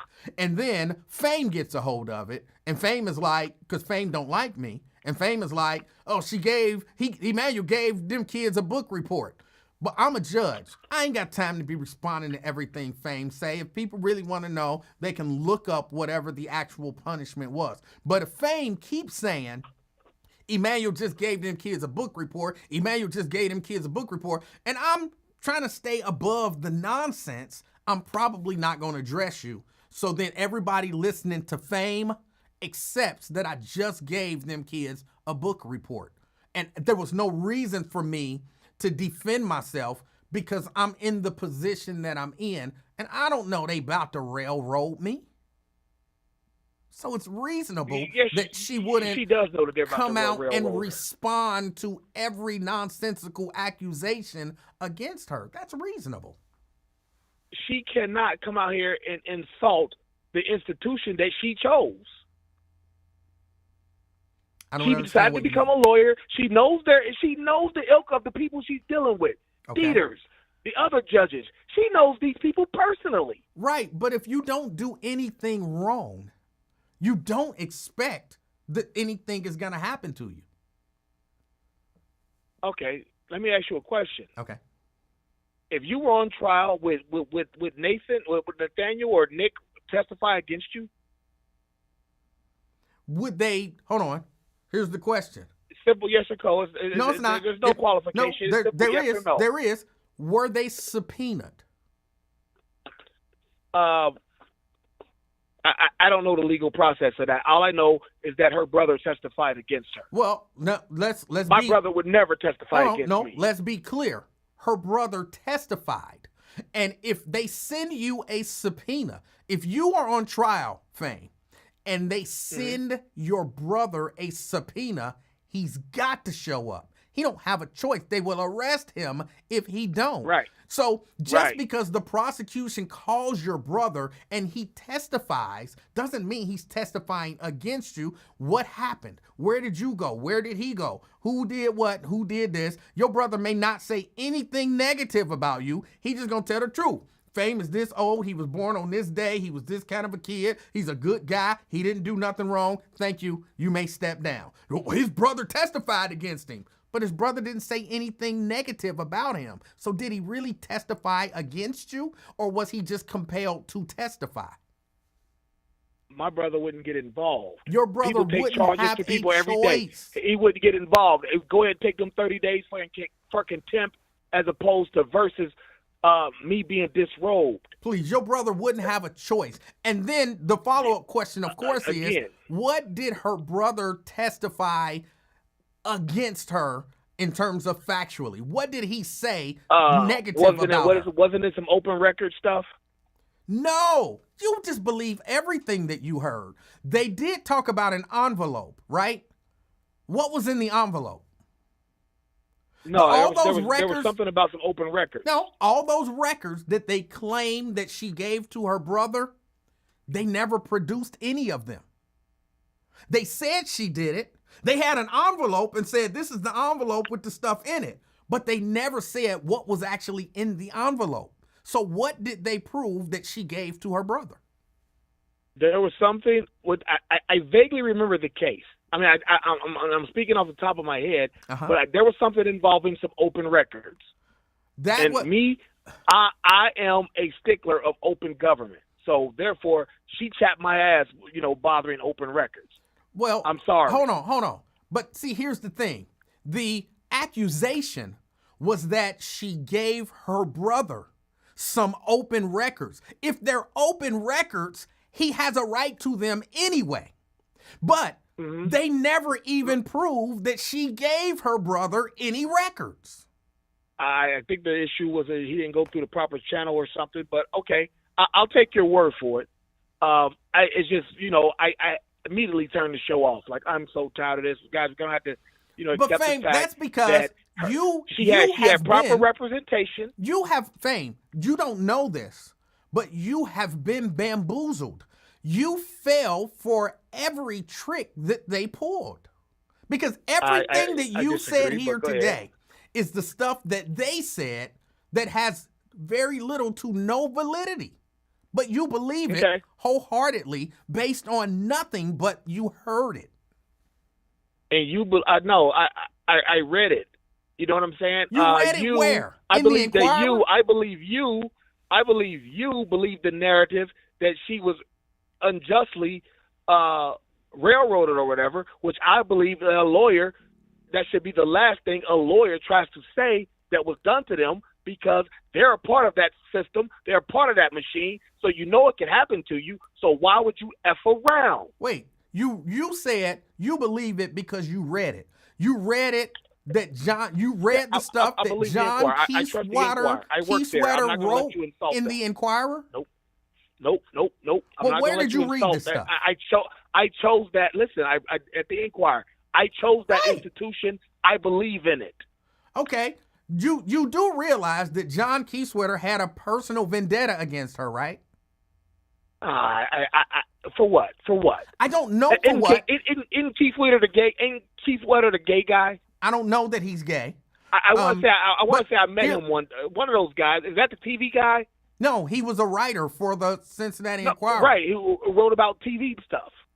It's like stuff on TV. Well, no, you're right. Not like John this. Keyswetter. Wait a minute. Maybe it was John Keyswetter. No, it you're might thinking not have of been John. the white guy. I'm sorry. The white guy with the white hair. I forgot his name. Yes. So I apologize to John Keyswetter. It wasn't John Keyswetter. It was the other guy who had a vendetta against her, the racist guy. Somebody tell me the reporter, the racist white reporter that worked for the Inquirer who had the personal vendetta against Judge Tracy Hunter. If somebody can remind me of who he was. And I didn't know that he had a personal vendetta against her until one time when they came to the radio station. Y'all know how Peter Bronson, thank you, Steban, Peter Bronson. Now, y'all know how if you're watching Lincoln on Facebook Live, when he goes to commercial, you don't hear the conversation that goes on between him and the guest. A lot of juicy stuff gets said during those commercial breaks. But if you're sitting there in the control room, there's a little button that says Q, C-U-E. You push that button and you can hear what's being said through those microphones. That's how I learned that Peter Bronson had a personal vendetta against Judge Tracy Hunter. He just straight didn't like her, and he was not concerned with reporting fact. He was writing the narrative that he wanted out there. See, here's my issue with that. It is personal because I worked in that building with those people on the 20th floor in that newsroom. So you mean to tell me a story about a local judge that goes through 3, 4, 5 editors still presented fake information? No. Now, wait a minute. Hold on. I can't allow you to say that. I can't allow you to say that. And, oh, man, now I'm so confused. I know it wasn't John Keysweater. I know Peter Bronson was a racist, or I believed him to be a racist reporter. But the name Kimball Perry is also, and that, see, now I'm confused. Was it Peter Bronson or was it Kimball Perry? Yeah, see, you don't even know, but you're talking about stuff I don't know. But if you put him in a lineup and I could pick him out because I remember his face and I remember the conversation. Just the names, right. All the racist reporters that have worked for the Cincinnati Inquirer, not the Keysweater is one of those, but all the racist reporters that have worked for the Inquirer, I get them confused. So a few people are saying, yes, it was Kimball Perry. Okay, and I'll accept that. He was a heavy-set white guy, like you said, white, kind of unkempt hair and a bushy white beard. I would be able to point him out in a lineup. So if that was Kimball Perry, then that's who it was. But I mean, make your mind up. Is it Keysweater, Perry? No, it definitely Bronson? wasn't Keysweater, and I have no problems with Keysweater. I don't believe Keysweater to be a racist. The other two, I can't say the same. Okay. Again, if you put those stories in my face, I can go right to the paragraph where I saw it. Okay? Where I saw the stuff I'm talking about. Again, but was it backed up by anything? I trust the institution that I chose. Okay. She doesn't trust the institution she chose. That's all. You know, I'm sorry what happened to her. I'm sorry that it was so public. I'm sorry that I'm sure it was painstaking for her family and whatnot. But you chose that institution and was playing in them people's face. But Fame, here's my question for you. This is really the question. Based on what you read, what did she do illegal? I mean, do you want me to come up with I can give you 3 different scenarios, just like you came up with 3 Yes. writers. Give me 3 different scenarios. What did she do illegal? Yes. I don't know what she did illegal. Okay. I'm not a lawyer, but I know what she did. I know she upset them people that eventually got at her. We'll agree and to that. That's all. No doubt. She upset them people. She upset them on some level. How legal it was, I don't know. I'm not an attorney. But I know her behavior was very concerning. Again, the North College Kill case was a litmus test that fell right in her lap. You're not gonna change 99 years of racism in one 6-year term as a juvenile court judge. Okay. And that's not going to happen. Just so I'm clear, your point in saying that is to say that she should not have tried to treat young people, in particular young black people, any different than any other judge would have. Say that again. I'm sorry, sir. Is the point that you're making by saying that is that you feel like she should not have attempted to treat, in particular, young black defendants any different than every other juvenile judge would. Maybe not so brazenly. I don't know. But the point is that those North College kids, especially the 15-year-old at the time, they needed man hours in jail. Because they even said we just whooped him because we was bored. Like, no, that's I don't, no, I'm not accepting that. You just whooped him because you were bored. Well, go on, give me about 3 months in DYS. 3 months in 2020.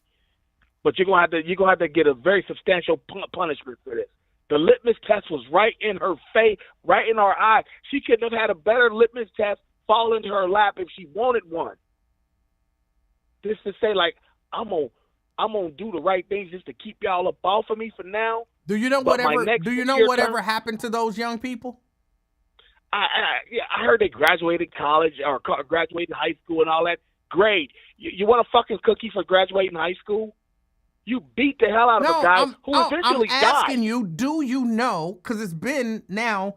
They're No, I don't know. I don't know. Okay, that was the only question. It wasn't a trick question. I just wanted to know if you had done any follow-up and found out if they've been in any more trouble. Did they turn their lives around and now they're nice, good, productive citizens or what? You don't know, and that's fine. You more likely won't know their names because they were juveniles. Sentenced under juvenile law, so there's a good chance we won't know their names. As far as we know, they could have popped somebody a couple years ago. That's possible. That's why you asked the question. That's what it's called, a question. Do you know whatever happened to those young people? The answer being no. Okay. You knew the answer to that we won't know their names. There are people who you might have known them, and so you knew what became of them. You don't know until you ask the question. Absolutely. Indeed. I just want to say one thing in closing about something else. A woman on the Wyatt Show came on there talking, insulting me, and that's fine. If you want to get into an insulting match, ma'am, because I know you're listening, let's do that. I mean, because we've seen your pictures. You've got elbow cleavage. I'd be careful who I insult, Burley J. Blige. All right? It's better not happen again. Because I'm going to make you cry if it does. You watch how you talk to me. We speak about my name. You speak it in reverence. Talk to me like you would talk to your daddy, not your baby daddy. Emmanuel, it's always a pleasure, sir. I'll talk to you again. You say you're coming on the rest of the week. Guess what? Rothstein will be listening the rest of the damn week. I appreciate that. I love this goddamn show. All right. Brent, I apologize. I had your name up the whole time that Fame was up there. I apologize. That was Fame, not Brent. Okay. Kimball Perry, the heavy-set guy, unkempt looking hair, beard. And I believe him to be racist. And he had some personal vendetta.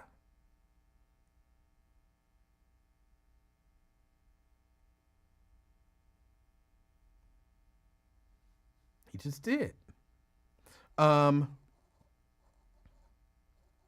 Ken says, Emanuel, I say it again. It's hard to believe no one with legal intelligence will take on this case. That's saying something. All this time, no one wants to shine light in this dark room. Weird. Again, as I said this earlier in the show.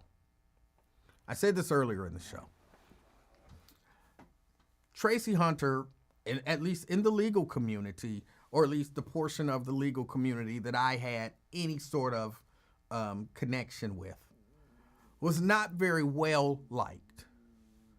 Oh, that was my stomach. I gotta go eat. I haven't eaten today. Was not very well liked. Now, or respected, maybe. There, again, I heard she was flighty.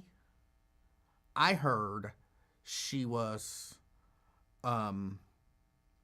difficult to work with, and that she was arrogant. Those are the three things that I heard repeatedly from people in that community about her. I didn't experience any of that. She seemed like a very intelligent, very competent, very down to earth, yet confident in who she was or who she is. She didn't seem flighty, even though I could see how somebody could say that. Because there's a certain, like, she talked with a soft voice. Y'all done heard her talk before, and she talks with this soft voice. And, you know, and for some people, that just makes a, you know, it's almost like if Chrissy on Three's Company was an actual capable attorney. But you listen to Chrissy, just her voice and her delivery sound like she an airhead. But when you really listen to what she's saying, you're like, no, she know what she's talking about. Judge Hunter has that kind of soft voice that could easily be mistaken for flighty. But I never heard that woman say anything where I was like, oh yeah, that's some weird stuff you're talking there, Judge Hunter. You know, I never experienced any of that. Brent said, I bet they even said she was uppity. I didn't hear anybody say uppity. I don't think so. But that's kind of what they were when they were saying she was arrogant. That's kind of what they were saying. Like she's above, you know, like she act like she above us. And I think some people come to that. Hold on. Brian says, only reason I didn't mess with her is because she stayed trying to get support from anti-police brutality activists, but took zero stands against any other brothers and sisters killed by the cops. I still defended her against attack, but I didn't feel her politics at all. I respect that. But there were a lot of people in that community who had issues with her. I remember, again, this is one of them conversations that happens during the break. I remember, and he's not here anymore, Todd Portune, when she was kind of, even the whole thing with, was this when they were trying to get her new furniture? Or was this? Either way, I remember Todd Portune having a conversation and basically saying the same thing. And I was like, well, why are they doing this to her? And why won't y'all come out and defend her? And he was like, you know, I try to talk to her and try to work with her, but, you know, she just feels like she's so right.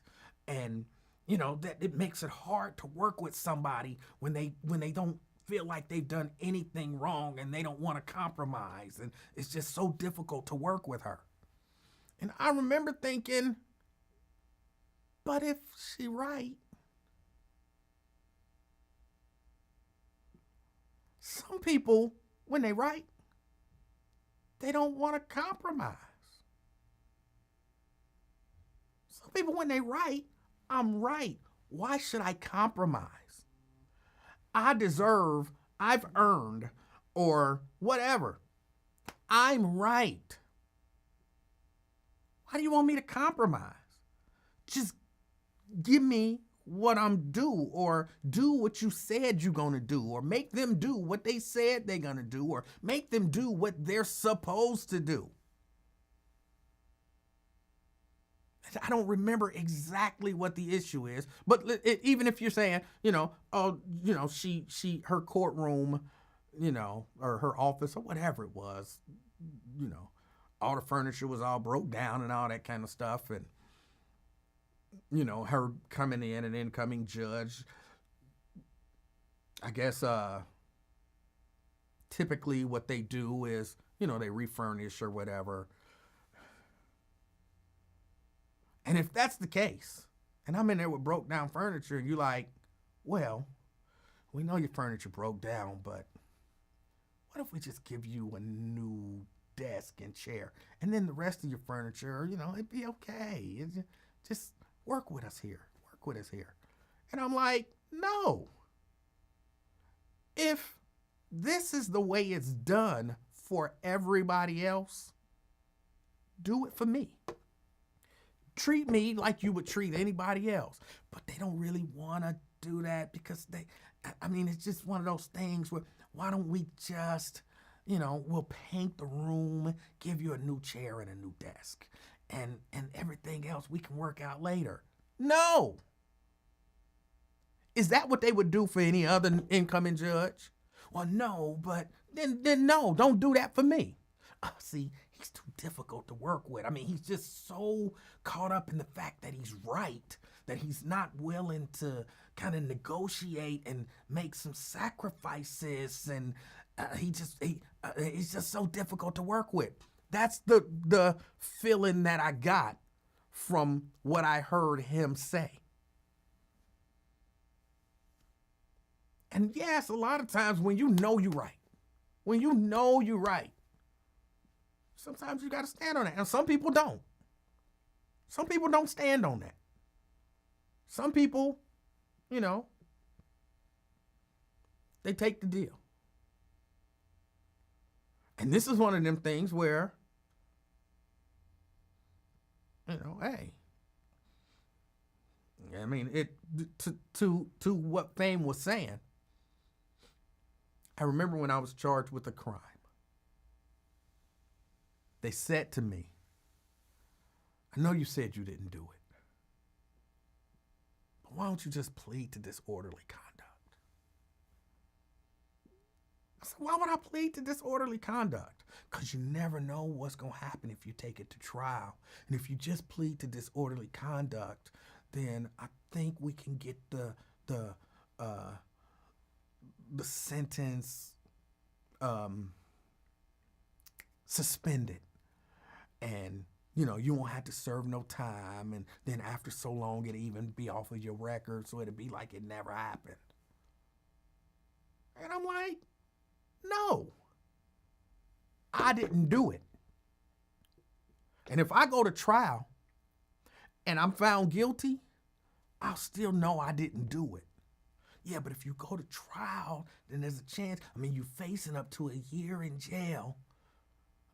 If I got to do a year in jail, I won't like it, but I'm not going to say I did something that I didn't do to avoid a year in jail. So no, we going to trial. And I feel like that's kind of what she did. Like, no, I'm right. And so, no, I'm not.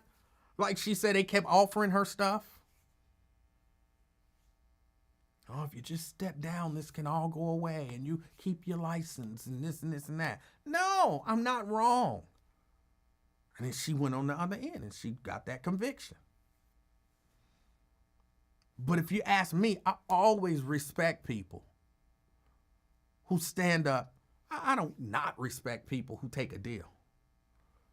But I definitely respect people who, you know, you right. Stand on that. Stand on that. Do that necessarily help you when you in jail? I don't know, maybe. Look, this ain't the same. When I got fired from the radio station, it was comforting to me that I took a stand for what I believed in. That was comforting to me. People say what they want to say. Yeah. Would I rather still had the job in that moment? Yeah, I would have. But I was going to stand for what I believed in. And so is that comfort? in a situation. I've never really asked her, like, did that comfort you that you stood for what you believed in while you were in jail? Was that a comfort to you or no? That's one question I didn't ask her. But yeah, that's what, and I was answering Ken. So Ken, to your point, why has nobody come out and said anything, and why don't somebody want to shine a light? She wasn't, I don't think, and now I might be talking a little bit out of turn, I don't think she was very well connected in the Hamilton County legal system machine. Number one. And I know that a number of people, in particular black people in that machine, wasn't like, oh, we love Judge Hunter.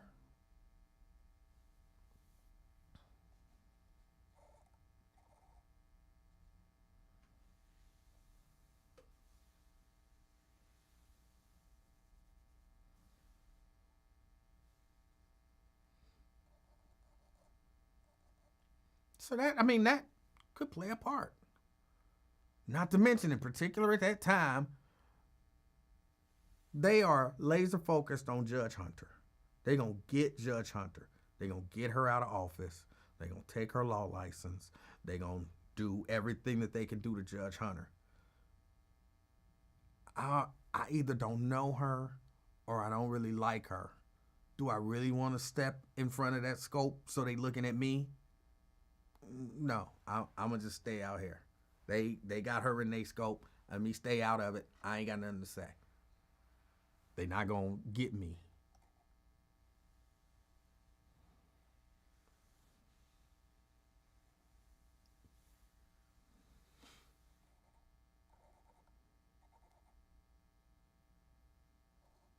So I don't know. I don't know. But to Fame's point, yes, a lot of people are still invested in it, myself included, because I hate injustice. Hate it. And that's what I see it as. All right, I said I was leaving,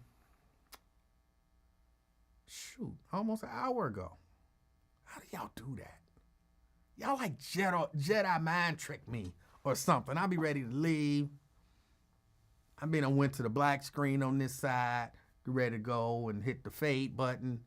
And then I look up and it's an hour later and I'm still sitting here. Maybe it's because I'm long-winded. That could have something to do with it. I'm a little long-winded.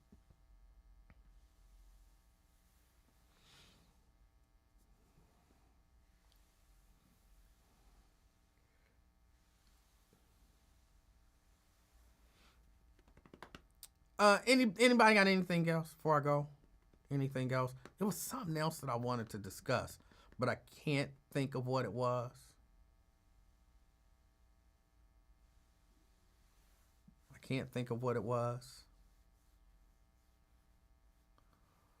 Myosa says, I think it's you, not us. No, it's y'all. It's the collective you that does it. Y'all done found ways. Y'all make comments that y'all know I'm not going to be able to resist talking about or responding to, or somebody just call out of nowhere. Oh, Sierra, see, Sierra's doing it. See, she know what to do. She might be a witch. Don't tell her I said it. No, she's not a witch. Pop the balloon.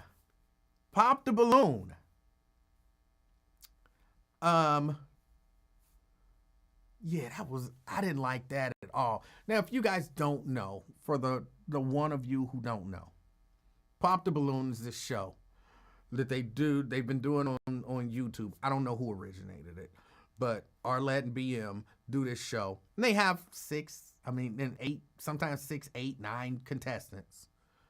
And someone comes up. And, it'd be like 6 to 9 men. And then they have women come in. And people there are supposed to be there to find love. Arlette is a classy woman, and she asks, the premise is this woman walks in. There are these 9 men here. If they're not attracted to her, they can't see themselves wanting to date her basically under any circumstances. You pop the balloon. You're out. If you're interested, stay there. And then she's going to ask questions, kind of to get to know you better and decide if you're somebody that she would be willing to date. And as she decides, you not my type, she'll pop your balloon. Sometimes you'll get a match where you have 2 people who everything seems to align. They're attracted to each other. They like each other's personality, at least that they've seen. They like each other's or kind of think that their personalities, interests, and morals and beliefs will all work together. They get to go out on a date together and hopefully find love. Sometimes nobody matches. And then they go off on their own. That's kind of the premise of the show. The way that Arlette does it, who's the woman host, once someone pops, she asks them, why did you pop your balloon? I always perceive this as an opportunity for, number one, for me, it's an opportunity to get an insight into the mind of the people who are in the dating pool right now. And an opportunity for the person who was popped and the person who did the popping to each learn maybe something about yourself that may not be appealing. And maybe it's something you can work on or, whatever. And so she'll ask, why did you pop your balloon? So, she got on a wig and I don't really do wigs. She wear too much makeup and that's just not attractive. Well, okay. And is he someone that you would be attracted to? No. Well, why not? Well, he said he don't believe in God, so on and so forth. So that be that's kind of the deal. They did a Netflix version.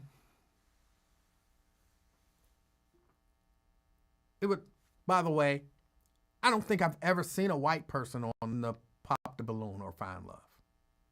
I don't think I've ever seen a white person on Pop the Balloon or Find Love. I can't say that they've never been there, but it kind of feels it's a black love show. I think half, if not more than half of the people there I think it was only 2 black people. 2 black people in the lineup. It was like an Asian lady. It was a few white ladies. It was like a Latino lady. Like a biracial lady who I'm giving credit for black. And then a black lady, I think. And the whole vibe of it was, I didn't like it.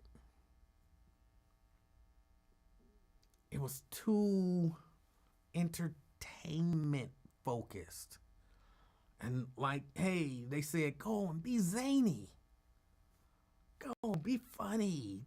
Do and say stuff that people like. And we want people to laugh and have fun. No, we're not really here to find love. We're here to entertain the audience. So you need to be entertaining. And it was almost like they went and got aspiring actresses. Sorry, that's my stomach growling again. They went and got aspiring actresses and said, hey, we got an opportunity. You can be on this game show. Because in my mind, that's the way they presented it. This is a game show. And you can be on this game show and you'll get some attention. So yeah, it didn't feel sincere.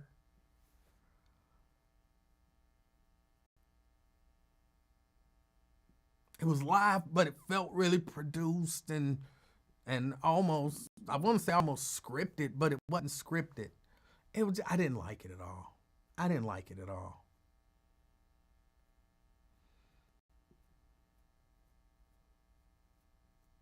I didn't like it at all.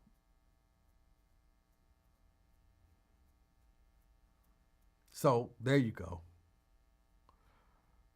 Oh, Raven Monday in the house. Raven Monday. I hope you're feeling better. I hope everything is going good with you. I do. I hope everything is going good with you. I'm glad to see you here. Brian says, more like reality TV with unscripted actors, but I feel you on the game show comparison. Yeah, that was what it felt like. Sierra says, yeah, they made it cheesy. Tanika says, those people weren't looking for love. No. So, yeah, I didn't like it. I've kind of gone back and forth trying to watch a little piece here and there. It's just difficult to watch. I'll stick with the YouTube version, even though they need to screen their people better because they're getting a lot of people who are there just to be there, to have their viral moment, to say something that's either so out of pocket or so funny or so, whatever, to make it go viral. And some of those people are not there. Like, they even had some of them that's been on other game shows. I call them game shows, but like The Last Chance at Love. And, oh, you were on Last Chance at Love. And then you were on Love at Last Sight. And then you were on, and now you're on Pop the Balloon. Like, they really need to, start screening people maybe a little more in the Pop the Balloon YouTube show. So take some of those people who coming on for clout and put them on the live Pop the Balloon show and get rid of the paid actors and actresses and do that. Do you watch I've never seen Black Mirror. I've never even seen a preview for Black Mirror, so I don't know what it is. But I've heard one or two people say something about it. And, I might check it out. Is it good? Tanika said, yeah, my husband was saying the same thing. BM needs to screen them better. It's getting a little boring. Yeah, it is. I enjoyed it a little earlier on, and now you got people who don't want to say why they didn't pick the person. Now they all saying, just attractiveness. I'm not. She not my type. You're beautiful. You got it going on. Everything is, but just not my type. Like, come on. You're not helping her by saying that. Tell her the truth. If you think she's a little overweight, tell her she's overweight. Tell her that that's not attractive to you. If you think, there's something wrong with her, tell her. People can't work on what they don't believe to be a problem, but they won't share with these people. Because now nobody want to be, either nobody want to be mean or people want to be like super mean. There's an in-between. Yeah, they all say just not my type, but respect. You're beautiful. You got it going on. I love the skin. I love the hair. I love the necklace. And I see the necklace is matching with the bracelet. So yeah, that's hot. I mean, you got it going on. It's just not my type. But respect. I respect you. But I respect you. That ain't helping her.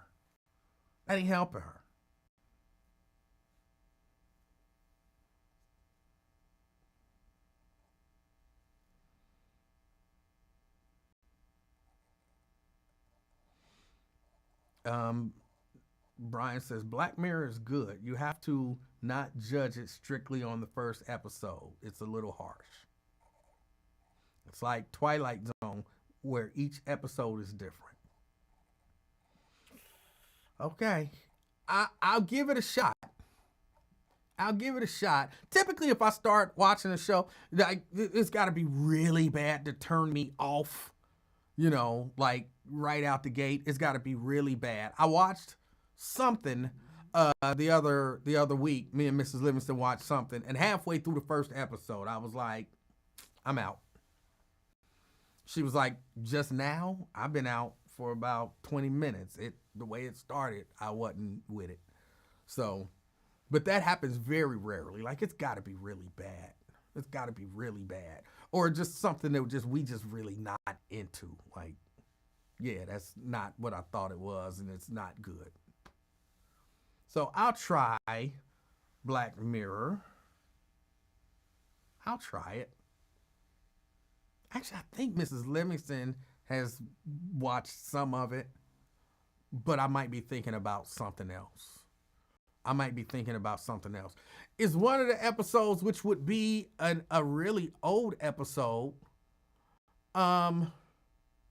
where some dude was into VR and he was like having a virtual sexual relationship with another dude in VR or something like that. Is that one of the episodes? Because I remember seeing that and I was like, what the F are you watching? And she said it was something, and I couldn't watch it because it was a little out there for me. Sierra says, yep, that's one of the episodes. Okay, yeah. Okay, so yeah, she watched it.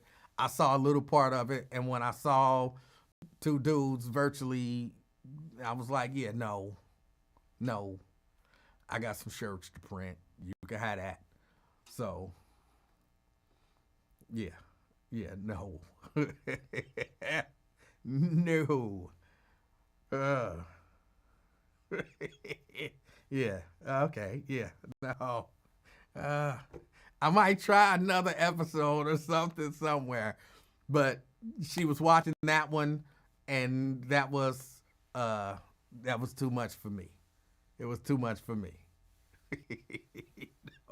Oh, yeah, no, I came up with something to do. I definitely did not want to watch that episode.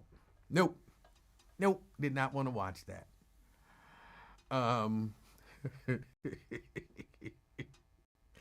That's more than a little gay. You know what I'm saying? Nakia says it was a little gay. That's more than a little gay.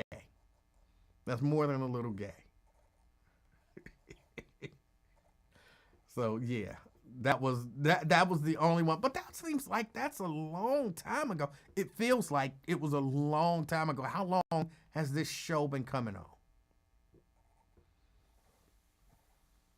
Raven talk about that's not how all of them are though.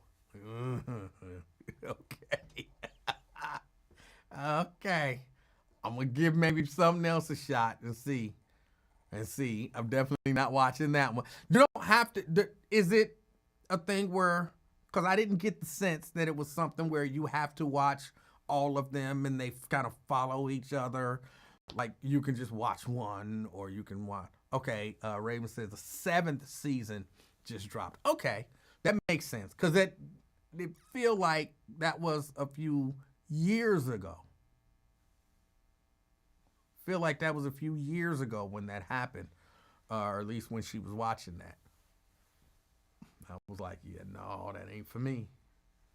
That ain't for me.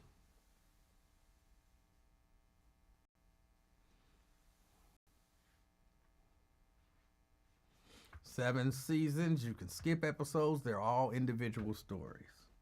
All right. I'll give it a try. And I'll see. I'll give it a try and I'll see.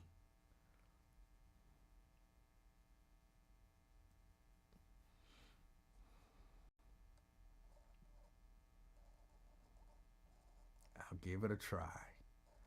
Y'all, I gotta get out of here. I really do. I need to go eat something. I need to go eat. I'm working on eating. That sounds crazy, don't it? I'm working on eating more. Like you would think, you fat, dude. You eat all the time. Like I really don't. Like I said, I haven't eaten anything today. Nothing. I think yesterday, Mrs. Livingston made some nice salmon croquettes. And yeah, because that's one of my, like meatloaf salmon croquettes, liver and onions, some fried potatoes with like some sausage, not like with like I don't sausage, but not like sausage patty sausage, ground sausage, but link sausage. I'm calling it link sausage. I don't know if that's what I mean. Like those are like my favorite dishes. I got one or two more. Chili. She made me chili the other day. Yeah, those are like my favorite dishes. I could eat either of those every day of the week. Every day of the week. If she was like, I made meatloaf today. Like, okay, cool. I made meatloaf today. Okay, cool. Next day, I made meatloaf today. Okay, cool. Next day, I made meatloaf today. Okay, cool. Next day, I made meatloaf today. I would never be like, damn, I'm tired of meatloaf. I'd be like, all right, cool. I made liver and onions today. Okay, cool.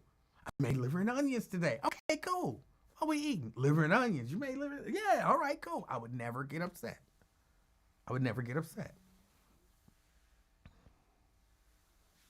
So,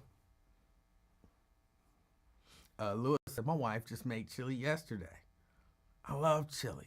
I love not Cincinnati style chili. No Cincinnati style chili. Chili. Like real chili. Love it. So, yeah, I'm going to go upstairs. I'm going to eat. I'm trying to think. Oh, I got a video to edit. So I'm going to eat, and then I'm going to edit this video. Well, actually, I got 2 videos to edit. So I'm going to eat. I'm going to edit these videos. I think that's about it today.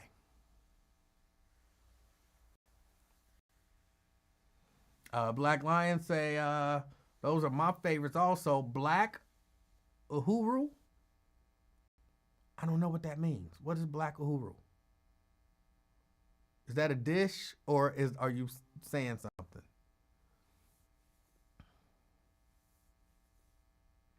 Brent says, thank you. That is blasphemous. What Jesse at the Dukes is passing off as Texas chili. I saw that post, but I didn't get a chance to look. What is it about the chili that you don't like? What is it about the chili that you don't like? Raven says, liver is a struggle food that we as a people must let go of. No, liver is delicious. If it's cooked right, if it's a good liver and it's cooked right, like, you know what I'm saying, it ain't got gristle and stuff in it. I don't know if gristle is the right word I'm looking for. But if it's, you know, I done had some cheap liver that you be like, I can't eat that. Ugh.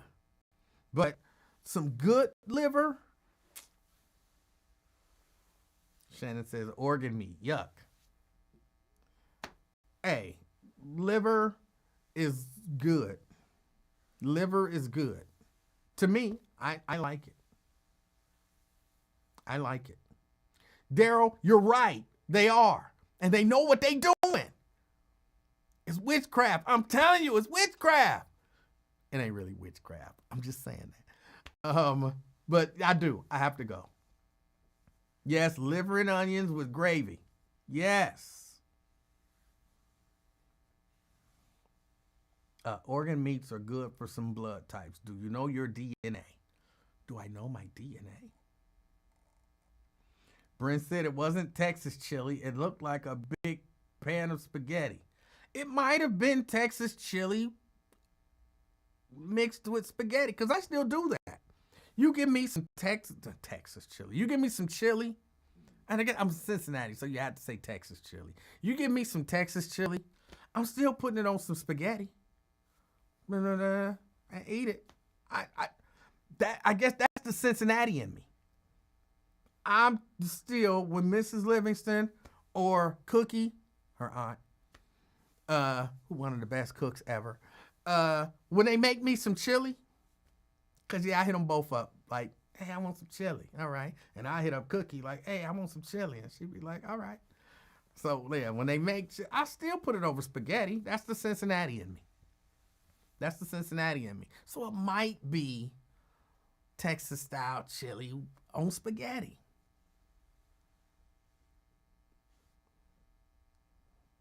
Nat says, I never could do liver, but I like Lee's gizzards. I've never tasted a gizzard.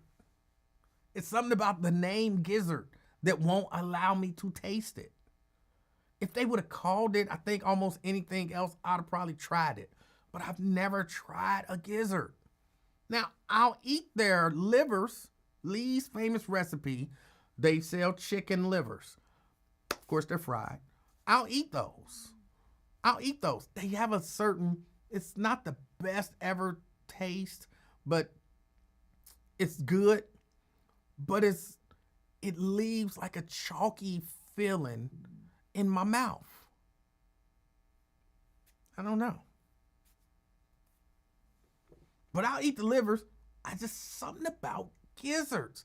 I can't get past the name to even try. What the hell is a gizzard?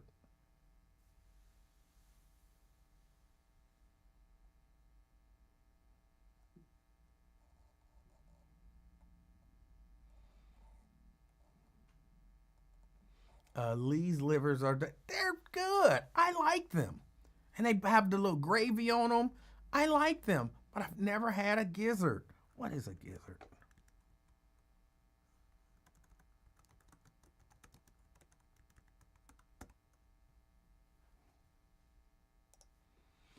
Maybe if I look it up and find out what it is. A chicken gizzard is a muscular stomach organ found in the digestive tract of birds. It plays a crucial role in breaking down food because birds lack teeth. The gizzard grinds the food using grit, stones, and other ingested materials. Yeah, I'm probably not eating gizzards.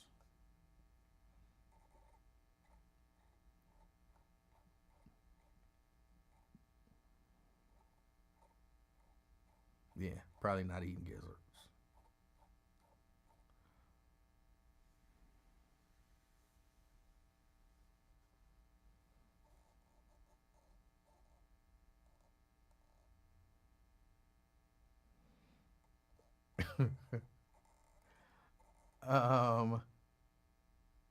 Not organ meat, but I loved veal as a child. My feelings were so hurt when I found out it was baby cow meat. I still haven't forgiven my mother. I'm not against baby cows. They brought it on themselves. I had to look it up. I didn't know what a gizzard was. Tanika says, might as well throw oatmeal in there. Ooh, I can't eat oatmeal. It's a texture thing. Oatmeal is a texture thing. I can't eat oatmeal. I've told y'all the story about me getting in trouble about oatmeal. And that's when my mama learned this Ian is stubborn as hell. She gave us oatmeal for breakfast. It was a Saturday morning. I remember it like it was yesterday. It was a Saturday morning. I remember I was about to say something that was later. We sat down, and I thought it was a bowl of cereal she was bringing me, which was weird because Mama never made our cereal. So I'm thinking, she's bringing me cereal. And she put that bowl down in front of me. Oatmeal, and I take. Yeah, I'm not eating that. I didn't say that because I probably got popped. And I thought, I made my decision. I am not eating that. Everybody else, remember it was 6 of us growing up. Everybody else ate their little oatmeal, went outside, played. I sat there. She was like, eat that food.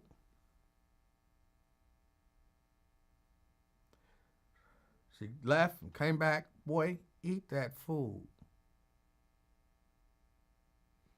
Oh, you gonna eat that food. I had to sit there. I remember Soul Train coming on and going off. That's what I was about to say early on. But I remember Soul Train came on, went on. I'm sitting there. I wanted to go outside and play, but I wasn't eating no oatmeal. It was nasty. It was nasty. It was not even necessarily it was nasty. It was just sticky and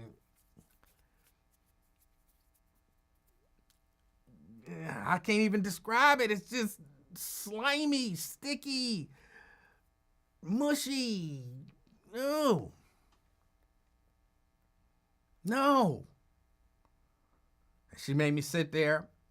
Eventually, she told me I could get up and go to my room.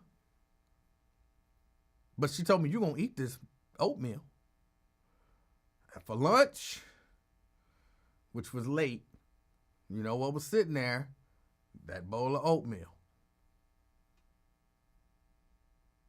Well, you're going to eat this oatmeal. And for dinner, oatmeal. And eventually, she said, and this was late at night, go to bed. I was like, okay. And I went to bed. Didn't eat nothing, but I didn't eat that oatmeal. I was not going to eat that oatmeal. She threatened to whoop me. She threatened to not let me go out, which she didn't. Not let me watch TV, which she didn't. Send me to bed, which she did. Not eating no oatmeal. And she never tried to give me oatmeal again. Can't do oatmeal.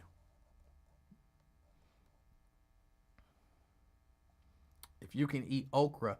I don't really eat okra. I've eaten okra. But I'm not an okra person. Or grits. Grits totally different. Grits is totally different. They're not even like, I want to say they're not even in the same food group, even though they are. But they not in the same class in any way. Grits ain't slimy. Grits is good. You can have loose grits. You can have, I don't know what's the opposite of tight grits. I don't know when it ain't loose. You know, you can, and I'm one of them people who you can put salt and pepper in your grits. You can put cheese in your grits, or you can do sugar in your grits, or, you know what I'm saying? You can do all different kinds of stuff with grits. You know, all kind of different stuff with grits. And I eat grits all, you know, I eat it with salt and pepper. I eat it with sugar. I eat it with cheese. I eat it, you know, I'm a mix everything up together type of person. So don't give me some eggs, some sausage, some hash browns, and some grits. That's all going in one bowl, being mixed together. Delicious.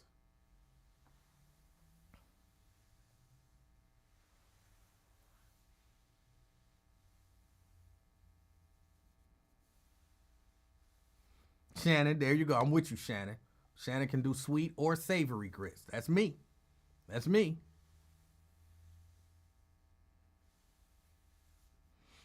I prefer stiff oatmeal.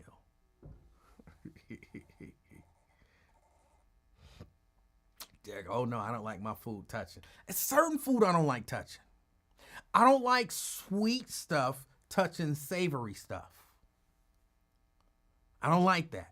But other than that, for the most part, you can mix all of that stuff together. I'm cool. I'm cool.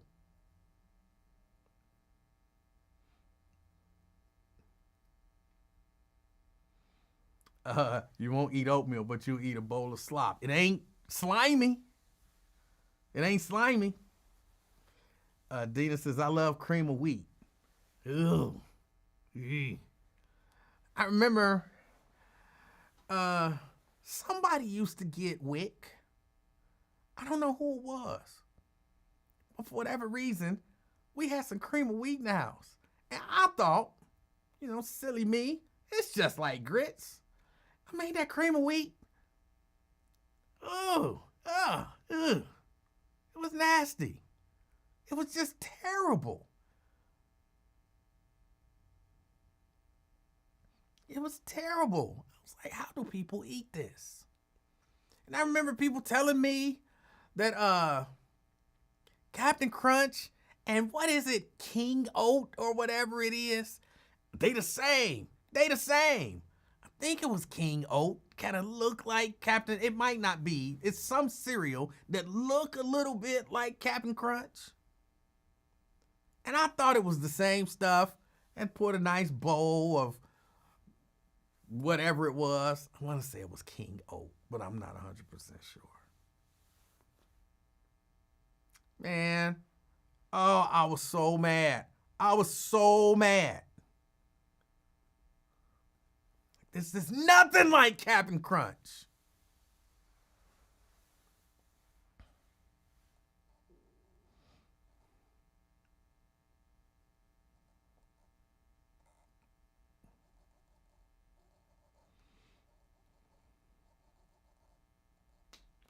Rachel, oatmeal, a little milk, with butter and sugar plus toast. Yeah.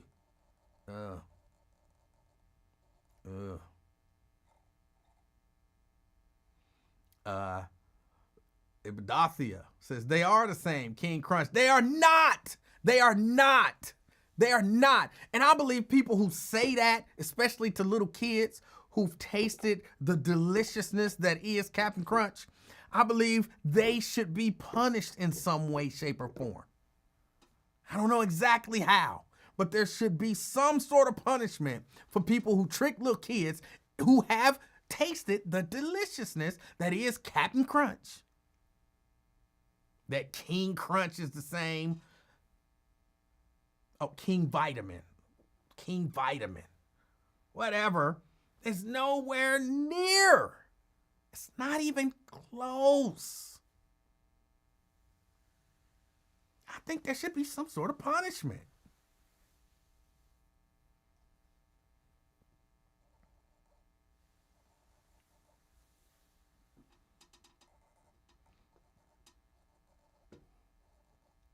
I couldn't remember exactly what it was. I thought it was King Oat.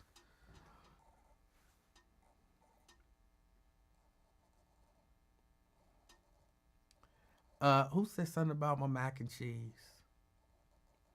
So you don't eat your mac and cheese with your candy yams? That's one of my pet peeves, Tanika. Candied yams. Candied, I believe. Candied yams. Not candid yams. Yams, be honest with me. Just speak to me. No, it's not candid yams. That bothers me, and candy yams bother me. It's candied. They're yams. With all that sugar and shit. They're candied. I'm sorry. It's me. It's me. It's not you. It's me. That used to drive me crazy. Lincoln always talking about candied yams. Candied yams. I'm like, the yams are just being honest.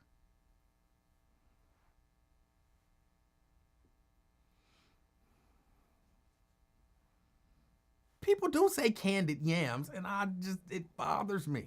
And then I try to explain it to them, like, no, it's candied yams. I think it's candied yams. Why? Make that make sense. I always heard it was candied yams, so I'm a kind of candied yams. Oh my God. Oh. It's not candied yams. That doesn't make sense.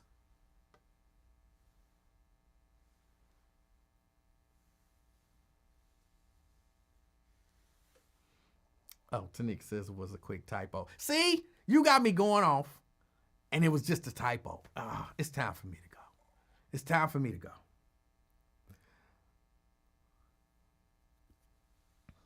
Y'all enjoy the rest of your evening. Yeah, stay safe, stay warm, and as always, be the reason that somebody smiles today. Till next time. I'm out, y'all. Peace.